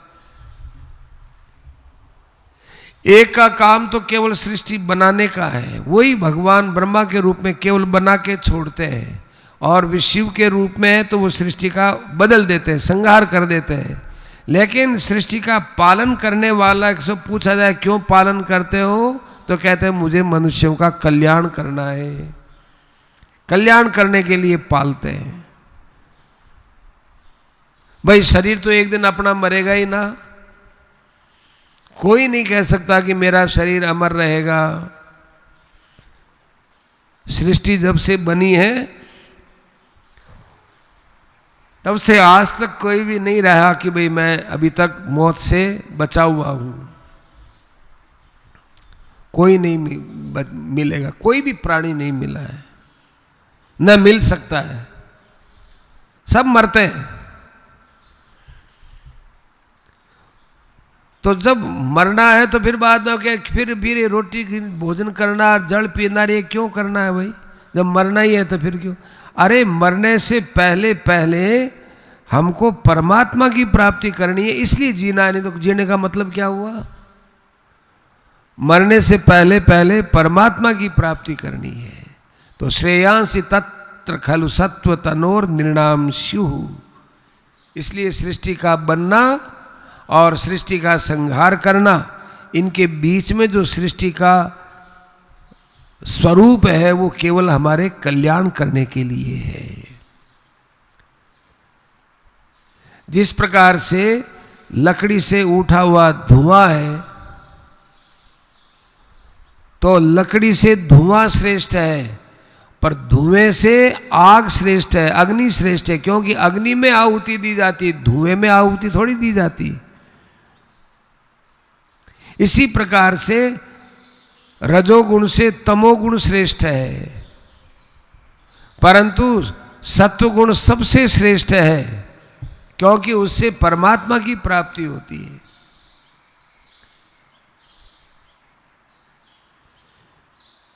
और उस परमात्मा की प्राप्ति के लिए जो तमोगुणी व्यक्ति होते हैं वो तो तमोगुणी देवताओं की पूजा करते हैं। जो मुमुक्षु पुरुष होते हैं वो घोर रूप वाले भूतपतियों की, भूत प्रेत पिशाचों की, इनकी उपासना नहीं करते हैं। कई लोग ऐसे होते हैं जिनके, यही तो बात है, हमारे यहाँ अनेक प्रकार की उपासनाओं में परमात्मा की प्राप्ति की तरफ कम ध्यान देते हैं। ये आज की बात नहीं है, ये तो भगवान ने बहुत पहले ही कह दिया। भूतानि यान्ति भूत्यज्या, वो प्राणियों के लिए यज्ञ करते हैं। वो कई जाकर के रात्रि में बैठ करके 12 बजे 1 बजे जाकर मसाणों में हड्डियों को ले करके और कुछ ले करके मलिन उपासना करते हैं। उससे वो भूत प्रेतों को वश में करते हैं। क्यों करते हैं? कि उन भूत प्रेतों से कोई न कोई लौकिक काम करवा ले वे।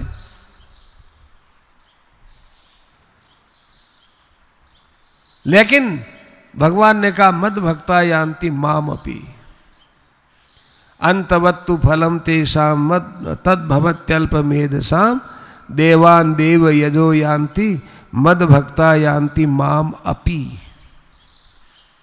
मेरे जो भक्त होते हैं उनके पास में ऐसी सिद्धियों की कमी नहीं होती है जो वे दूसरे के पास जाकर प्राप्त करते हैं, परंतु मैं उनको विशेष रूप से प्रेम देता हूँ, वो मुझसे प्रेम करते हैं। ये बात एक विशेषता उन्हीं में ही रहती है।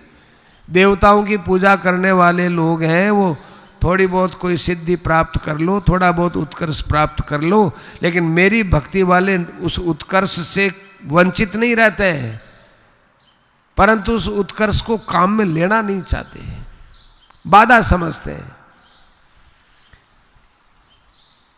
अच्छे अच्छे संत हैं, महापुरुष हैं, उनके पास में सांसारिक द्रव्यों की लोग जो है भरमार रखते हैं, पर वो लेते ही नहीं, करते हुए हमारे काम की नहीं।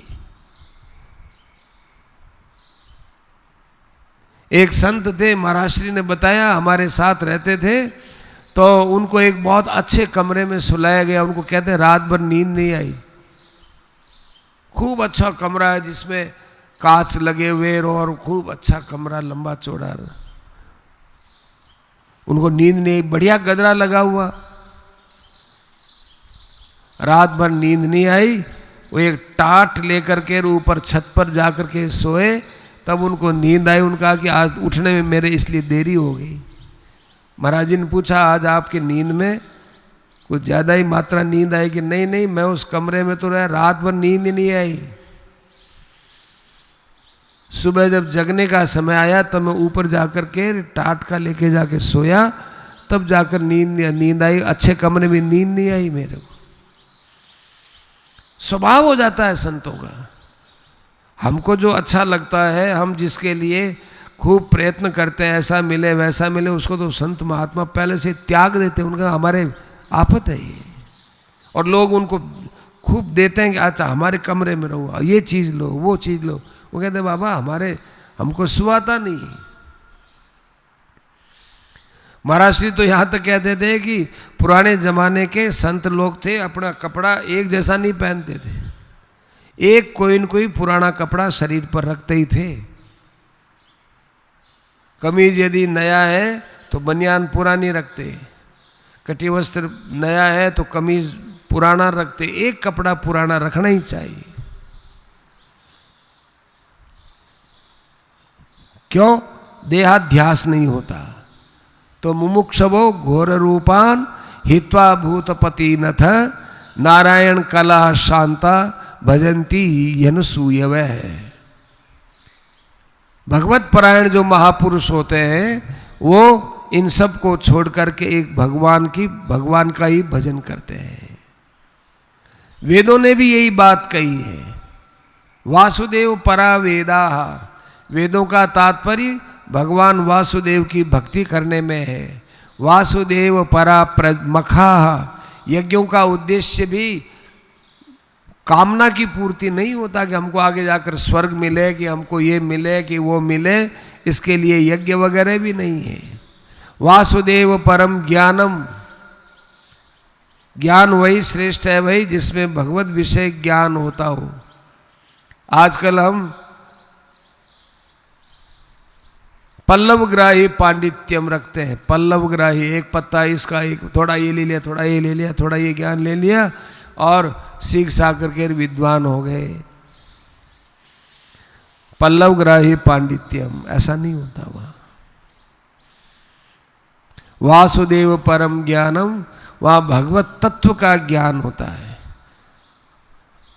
देखो एक भागवत के बड़े अच्छे विद्वान पुरुष थे, उन्होंने बताया कि भगवत तत्व को जो जितनी सरलता से कहता है, समझना चाहिए कि वो उतना ही परमात्मा के गहरे पहुंचे हुए महापुरुष है। जो बोलचाल की भाषा में तत्व का ज्ञान करा दे, अत्यंत सरल से सरल शब्द में, और ज्यादा अवच्छेद कावच्छिन्न की भाषा बोलते हो, नैयायिक भाषा बोलते हो, कठिन शब्दों का प्रयोग करते हो, वो वैदुष्य पूर्ण वाणी जरूर है, वो अनुभव पूर्ण वाणी नहीं है। आनुभविक ज्ञान होता है, उस ज्ञान में भाषा का प्रभाव इतना सरस और इतना सरल होता है कि हर कोई आदमी उस ज्ञान को समझ सकता है। उन्होंने इसकी व्याख्या में बताया कि जैसे जीने के लिए हवा हमारे पास सबसे आवश्यक है, पर हवा सस्ती है। पानी है तो हवा के बिना तो हम 5 मिनट भी नहीं रह सकते। पानी के बिना हम कुछ दिन रह सकते हैं, तो पानी थोड़ा सा महंगा है।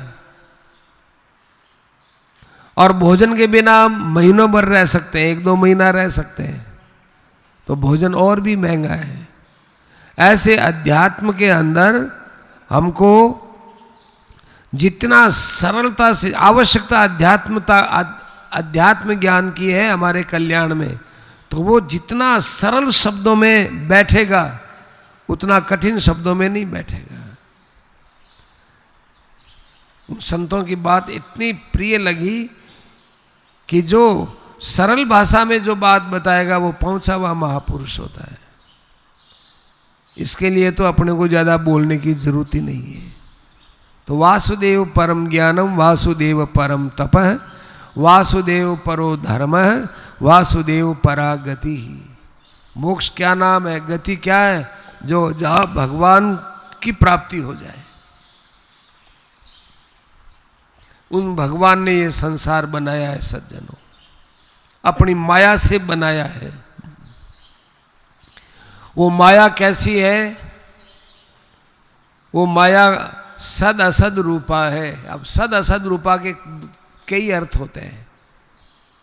वो माया के अंदर भी कई भेद है। कारण रूप माया और कार्य रूप माया, दोनों का मिला हुआ रूप। माया से प्रकृति, प्रकृति का कार्य महतत्व, महतत्व का कार्य अहंकार, अहंकार के कार्य हैं 3 सात्विक राजस तामस अहंकार। तो इनमें कई कारण है, कई कार्य हैं, कई कारण है, कई कार्य हैं। तो कार्य कारणात्मिका माया, माया में माया स्वयं भगवान का एक संकल्प होता है, उसी को ही माया बोलते हैं। देखो हम रात्रि में सोते हैं, स्वप्न आता है, तो वो जो स्वप्न आता है, उन स्वप्न में हम देखते हैं कि बड़े जोर से रेलगाड़ी चल रही है, बड़े जोर से तूफान आ रहा है, गाड़ी का कहीं एक्सीडेंट हो गया है, कई आदमी मर गए हैं, कईयों को एम्बुलेंस में ले जा रहे हैं, घायलों को, मरों को अलग कर रहे हैं। जाने क्या क्या स्वप्न आता है। ये क्या है? ये हमारे अपने अंदर की अज्ञानमयी माया है। तो हम ही तो रेलगाड़ी हैं, हम ही घायल हुए हुए हैं, हम ही मरे हुए हैं, हम ही स्वस्थ हैं, हम ही अस्पताल में हैं, हम ही अस्पताल हैं, हम ही डॉक्टर्स हैं, हम ही दवाई है, हम ही कर रहे हैं, और हम ही को वहाँ पर चिता पर जला भी रहे हैं। सब कुछ हम है, और लेकिन जागता आँख खुलते ही तो सब खत्म। ऐसे ही भगवान स्वयं अगुण है, वो गुणमयी माया से एकदम अलग है, निर्गुण परमात्मा है। वो माया के साथ मिलते ही सगुण वाले दिखते हैं। देखो यहाँ पर सगुण अलग अर्थ में आया है। एक तो सगुण होता है कि जो दिव्य गुणों से युक्त होते हैं, वो सगुण, वो लीला में काम आता है गुण शब्द। ये सृष्टि की उत्पत्ति में आता है, ये सत्वगुण रजोगुण तमोगुण, ये बात है। तो भगवान इस सृष्टि को बनाते हैं और बना करके इस सृष्टि के अंदर विराजमान होते हैं, लेकिन वे हम लोगों के समान दुखी सुखी नहीं होते। विज्ञानेन विजृंभितः, वे अपने अलुप्त बोध के द्वारा अपने ज्ञान में ज्यों के त्यों रहते हैं, सृष्टि को बना करके भी, सृष्टि का संहार करके भी। तया विलसतेषु एषु गुणेषु गुणवान इव अंत प्रविष्ट आभाति विज्ञानेन विजृंभित है। ऐसा नहीं है कि भगवान इस संसार को बनाकर संसार में रह करके संसारी जैसे हो जाते हैं, ये ऐसे नहीं है भगवान। वो अपने विज्ञानेन विजृंभित है, उसमें बड़े मस्त रहते हैं। अनेक लकड़ियों में जैसे आग एक है, इसी प्रकार से अनेक प्राणियों में वो आत्मा रूप से एक ही परमात्मा है। देहादियों के भेद से अलग अलग दिखता है। लकड़ी की छोटी बड़ी मोटी, एक लकड़ी छोटी है, एक लकड़ी बड़ी है, एक लकड़ी मोटी है, एक लकड़ी पतली है, ये लकड़ियों का भेद है। लेकिन उनके अंदर रहने वाले अग्नि तत्व में जैसे भेद नहीं है, ऐसे ही सब में एक परमात्मा है, चाहे जड़ हो चाहे चेतन हो। जड़ चेतन जग जीव जत सकल राममय जान, वंदऊ सबके पद कमल सदा जोरी जुग पानी। जड़ चेतन जग जीव जत सकल राममय जानी, सीय राममय सब जग जानी, करऊं प्रणाम जोरी जुग पानी। सीय राममय सब जुग जानी, नाने व भांति विश्वात्मा भूतेषु च तथा पुमान। स्वनिर्मित भगवान अपने ही द्वारा पंच महाभूत बनाते हैं, सूक्ष्म जगत बनाते हैं, तन्मात्राएं बनाते हैं, सब कुछ बनाते हैं। और उनके अंदर ऐसे रहते हैं जैसे कोई उनके अंदर ही लिपट गए हों, परंतु फिर भी वह उनसे अलग के अलग रहते हैं। वे भगवान सब लोगों को तृप्त करते हैं, सबका पालन पोषण करते हैं। और फिर वे ही भगवान इस संसार में लीला लेकर के कभी देवता, कभी मनुष्य, कभी पशु, कभी पक्षी, ये तरह तरह के रूप बनाते हैं। लीलावतार अनुरतो देवतेरियंग नरादिशु, देवता, पक्षी और मनुष्य जाने क्या क्या बन जाते हैं भगवान। कहते हैं कि देखो, तुमने हमसे पूछा था ना कि भगवान के अवतार कथाएं बताओ, तो सबसे पहले तुम तो ये रामकृष्ण आदि अवतार ही जानते हो। अरे नहीं नहीं, ये सृष्टि स्वयं भगवान का अवतार है।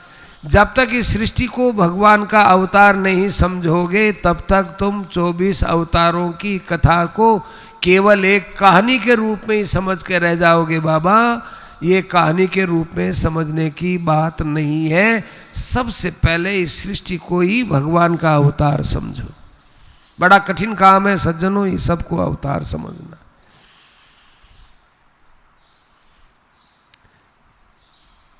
किसी में भी देख लो, कोई आदमी दिखता है, किसी में भी कोई कमी दिखती है, तो हमारी बुद्धि वहां पर भगवान की, ये भगवान ऐसी हो नहीं सकती, समझाने पर भी नहीं होती।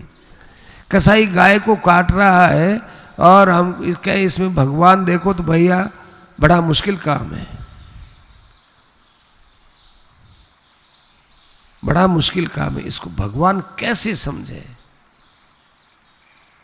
भरे बाजार में गाय की कत्ल करता है और कत्ल करके कहता है हम तो इसको खाएंगे, इसका मांस बनाएंगे, पकाएंगे, खाएंगे, और हमारे घर के सामने कर रहा है और हमारे पास कोई चारा नहीं बचाने का। उसको क्या भगवान समझो? उसको कैसे समझे?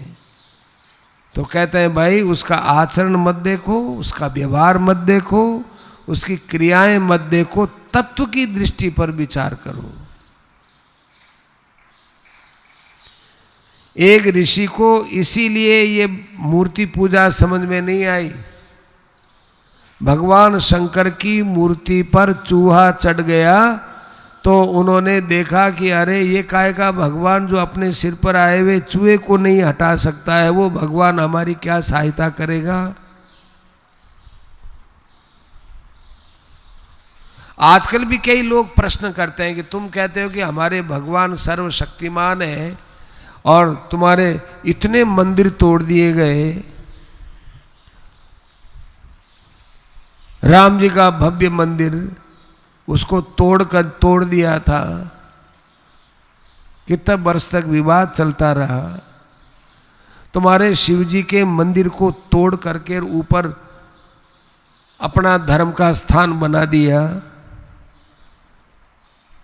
तो शिव जी के शिवलिंग को वहां पर लेकर के कुएं में डाल दिया गया, कोई कहते तोड़ दिया, कोई क्या करते, जो भी हो।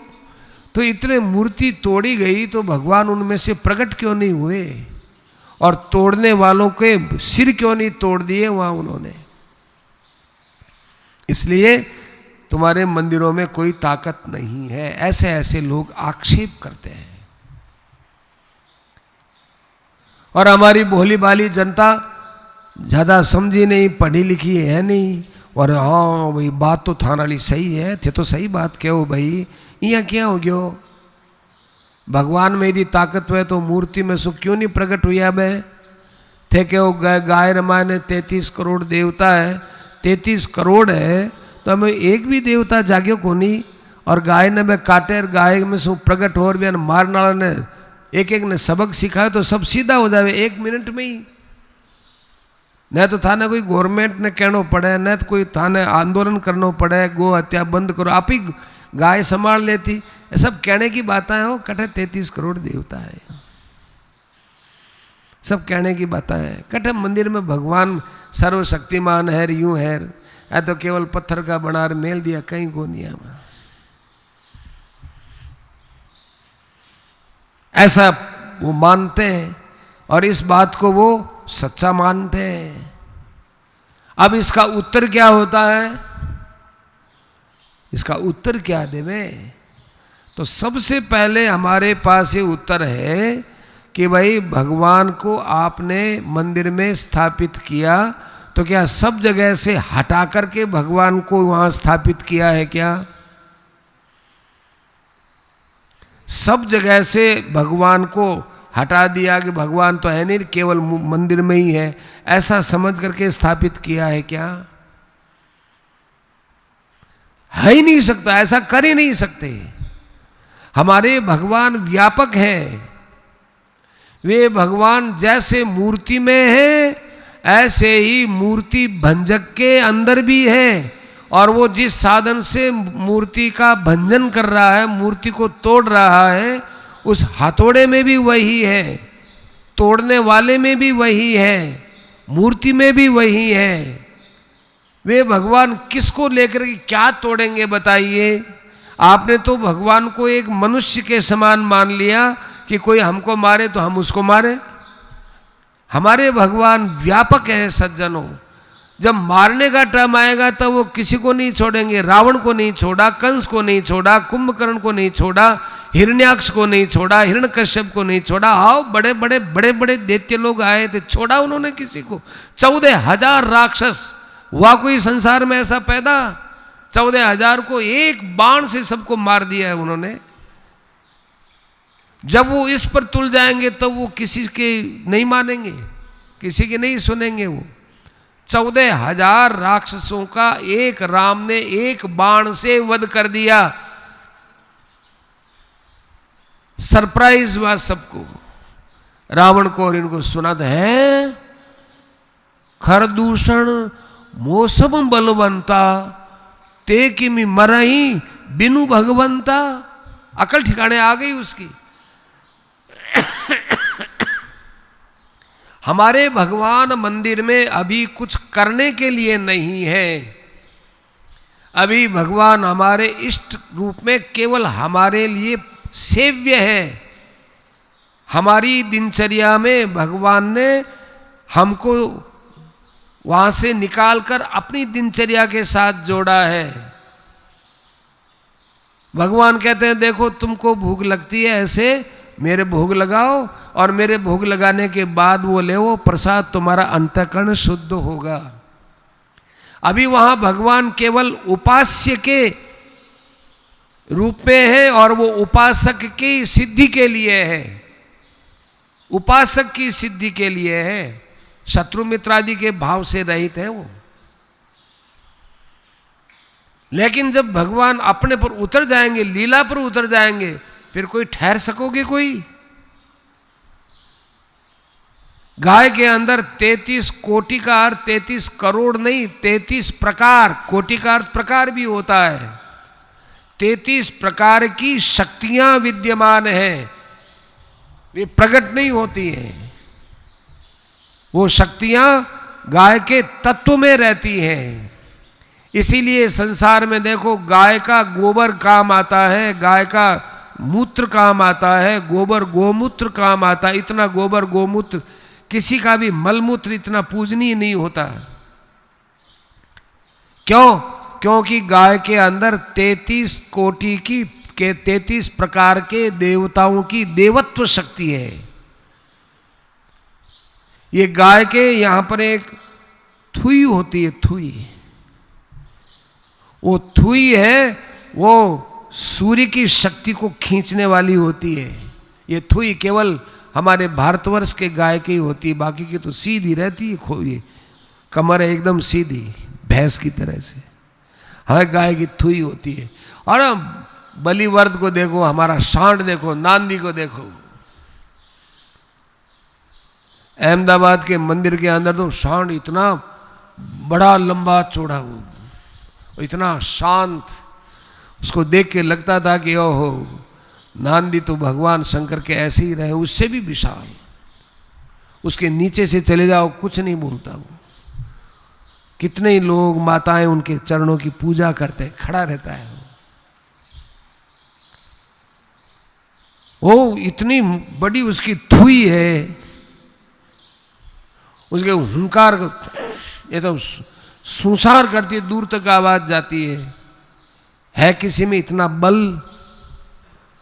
गाय के दूध में, गाय के गोबर में, गाय के हर एक चीज में जो गुण है, इसकी परीक्षा तो अभी 2009 के आसपास कहीं हुई थी। बंगलोर के अंदर एक प्रतियोगिता, विश्व भर की सारी गायें लाए और उन गायों से निकलने वाला दूध, फिर दही, फिर मट्ठा, फिर छाछ, फिर मक्खन, फिर घी, गोबर, गोमूत्र, सब की परीक्षा करके देखी कि किसमें क्या विशेषता है। लेकिन भारतवर्ष की गौ के प्रत्येक चीज से जो विशेषता देखी है, वैज्ञानिक आए थे बाहर के, वो भी आए थे, यहाँ के भी लोग थे, सबके सामने निर्विवाद रूप से परीक्षा हुई कि भारतवर्ष की जो गाय है, उस गाय की प्रत्येक चीज बड़ी श्रेष्ठ है।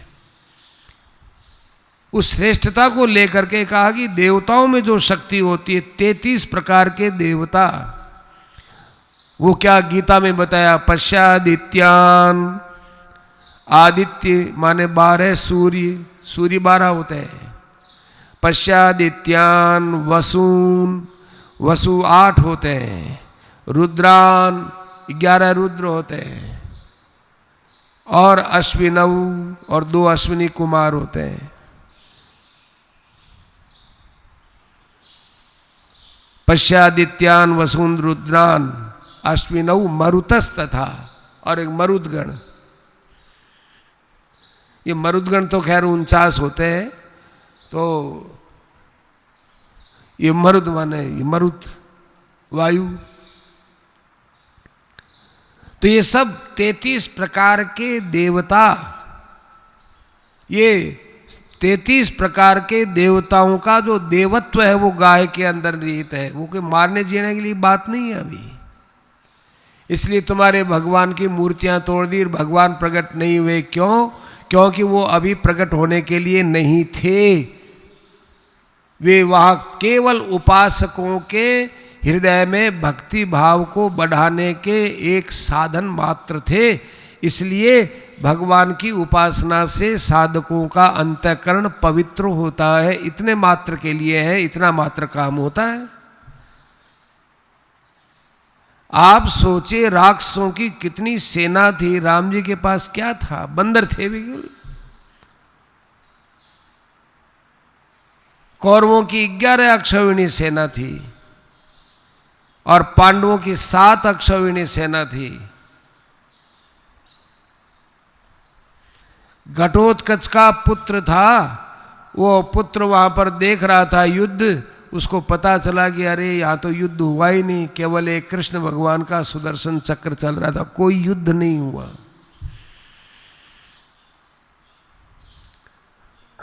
ये बात है भाई। वे भगवान यहां पर लीला अवतार लेकर के तरह तरह के रूप में आकर के और यहां अपना कार्य का प्रयोजन, लीला में जब आते हैं तब आओ भगवान के सामने कौन आया। हर जगह भगवान के हर रूप को हमारे मन के अनुसार हम देखना चाहें ऐसा संभव नहीं है। तो ये सृष्टि है, ये भगवान का अवतार है। जगृहे पौरुषम रूपम, भगवान महदाधिवी संभूतम षोडशकलम, महतत्व आदियों से उत्पन्न ये भगवान का पौरुष रूप, पुरुषमय रूप, और इसमें 16 कलाएं। महदादि में महतत्व है, अहंकार है और पंचतन मात्राएं हैं। और 16 कला में 10 इंद्रियां हैं, एक मन है, एक बुद्धि है और 5 प्राण है।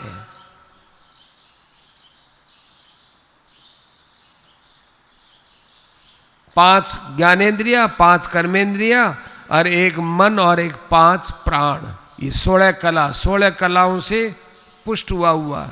और मैदादिवी संभूतम, मैदादिवी रूपम और षोडशकलम संभूतम।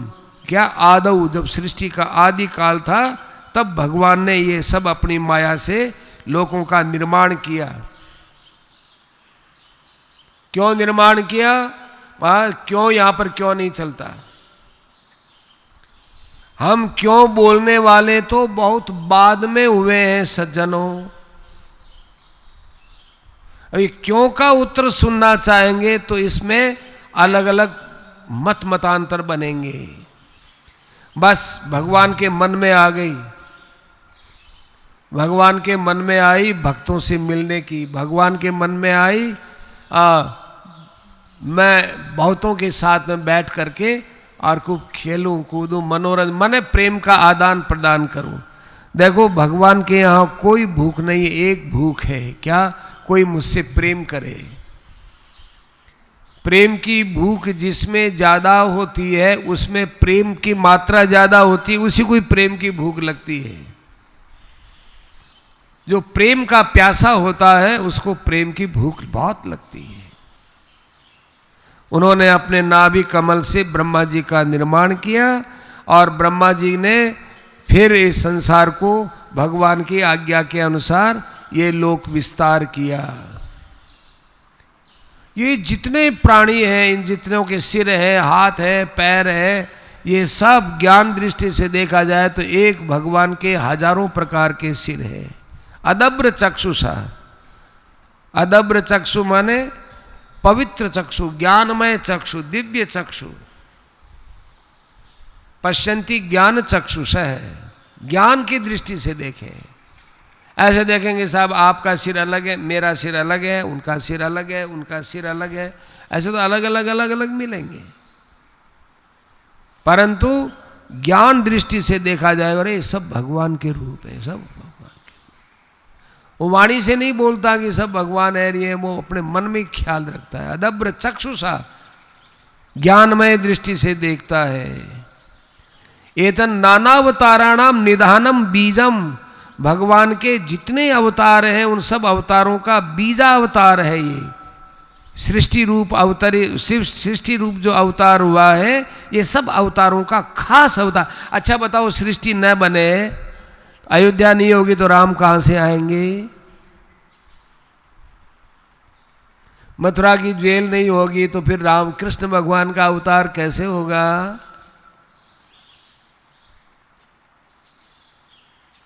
यदि हिरण्यकश्यप का महल नहीं होगा तो नरसिंह भगवान कैसे आएंगे? ब्रह्मा जी का निर्माण नहीं होगा तो वराह भगवान कैसे आएंगे? सब अवतार इस सृष्टि के पीछे है। सृष्टि है तो अवतार होता है, जब सृष्टि नहीं होती है तो किसके लिए अवतार ले भाई? सृष्टि न हो तो अवतार किस बात के?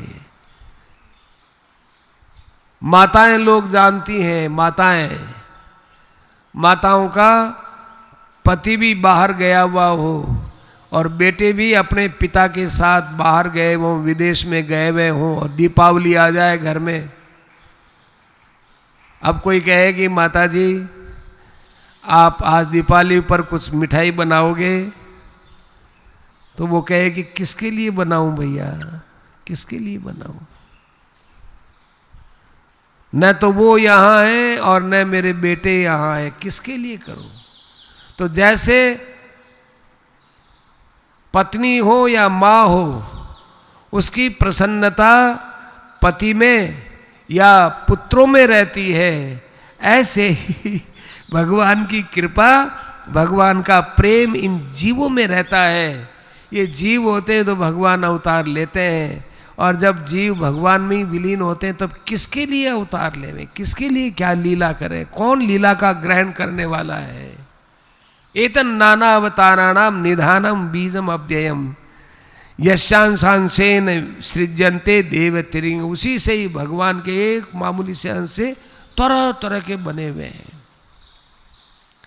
वे ही भगवान तरह तरह के रूप लेते हैं। 22 अवतारों का नाम लिया यहाँ, कुछ तो हो गए और कुछ होने वाले हैं। देखो इसमें बताया कि बुद्ध अवतार होगा, कल की अवतार होगा। कितना भागवत प्राचीन है, देखो भूत भविष्य सब कुछ जानने वाले हैं। सबके अवतार बताए यहाँ। देखो इसमें अवतार ऐसे नहीं बताए कि यूं क्रम से बताए हों कि पहले ये हुआ दूसरा, ये नहीं है। वह जो नाम याद आ गए वो नाम बताए। भगवान के अवतारों में पहला ये हुआ, दूसरा ये हुआ, तीसरा ये हुआ, चौथा, ऐसा हम नहीं कह सकते। क्यों नहीं कह सकते? क्योंकि अवतारों की गणना एक जगह नहीं है। भगवान के अवतारों का वर्णन भागवत में कई जगह है, तो एक साथ नहीं होता है। जैसे यहाँ पहले स्कंद में तो कह दिया कि स एव प्रथमः देवः, वो भगवान सनत कुमार आदि के रूप में पहला अवतार लिए। तो ये पहला अवतार सृष्टि में पहला नहीं है, ये गिनती में पहला है। और यही परिगणना जब ब्रह्मा जी करेंगे दूसरे स्कंद में, तो वो पहले ही पहले वराह भगवान का नाम लेंगे। तो वो गणना में आए, गणना में जो बात याद आ जाए गणना में। अभी पूछे कि भाई यहाँ पर कौन कौन बैठे हैं, तो ये जरूरी नहीं है कि सब एक क्रम से बोलेंगे। कोई किसी का नाम पहले लेगा, कोई किसी का नाम पहले लेगा, कोई किसी का नाम पहले लेगा। ऐसे ही अवतारों में ये पहले अवतार हुआ फिर ये हुआ, ऐसा नहीं है। जो याद आ गया उसको बोल रहे हैं सूत जी महाराज, और कहते कहते कहते ये सब भगवान के अवतार है। अवतारा यसंख्येया, भगवान के अवतारों की कोई संख्या नहीं है। और देखो जितने अवतार हैं ये सब अंशावतार हैं। कोई कला अवतार है, कोई आवेशावतार है, कोई क्या है, लेकिन कृष्णस्तु भगवान स्वयं, भगवान श्री कृष्ण है। ये साक्षात भगवान है। तो क्या और भगवान नहीं गए हैं, पर वो थोड़ा थोड़ा रूप करके गए। अंशावतार, कलावतार, आवेशावतार। परशुराम जी महाराज हैं, ये आवेशावतार हैं। क्षत्रियों का थोड़ा विनाश किया, बाद में खत्म। फिर सब कुछ शस्त्र वस्त्र रख करके अपने भजन में लग गए। परशुराम जी महाराज रामचरितमानस में भी आता है, भागवत में भी आता है, और पुराणों में भी आता है। कई अंशावतार हैं, कई कलावतार हैं। व्यास जी महाराज ज्ञान की कला अवतार है, ये ज्ञान की कला है। दत्तात्रेय जी महाराज है, ये ज्ञान की कला अवतार है। वरावतार ये अंशावतार है, थोड़ी देर के लिए आए, बस पृथ्वी का उद्धार किया, चले। और नृसिंह भगवान का अवतार ये अंशावतार है। तो लेकिन भगवान कृष्ण है ये तो भाई अंशावतार, कलावतार, आवेशावतार, सब कुछ है ये। तो कहते हैं कृष्णस्तु भगवान स्वयं। तो फिर राम जी महाराज कि राम और कृष्ण में द्वित्व है ही नहीं। ये बात है कि राम जी के अवतार के समय में वातावरण कुछ और था और कृष्ण के अवतार के समय में वातावरण कुछ और था, इसलिए इनकी लीला व्यापक हुई। क्योंकि राम जी के अवतार से पहले सतयुग है और राम जी ने त्रेता में लिया और आगे द्वापर आएगा, लेकिन हमारे भगवान कृष्ण के अवतार में तो द्वापर का तीसरा चरण तो है और आगे जो है कलयुग का बस समय आने ही वाला है, कलयुग ताक में बैठा है। ऐसे समय में कृष्ण भगवान का अवतार हुआ है, तो उनको पीछे के अवतारों का और आगे कलयुग का दमन करना, इन सब बातों को लेकर के भगवान का ये व्यापक कर्म हुआ कृष्ण भगवान का। तो ये कृष्णस्तु भगवान स्वयं।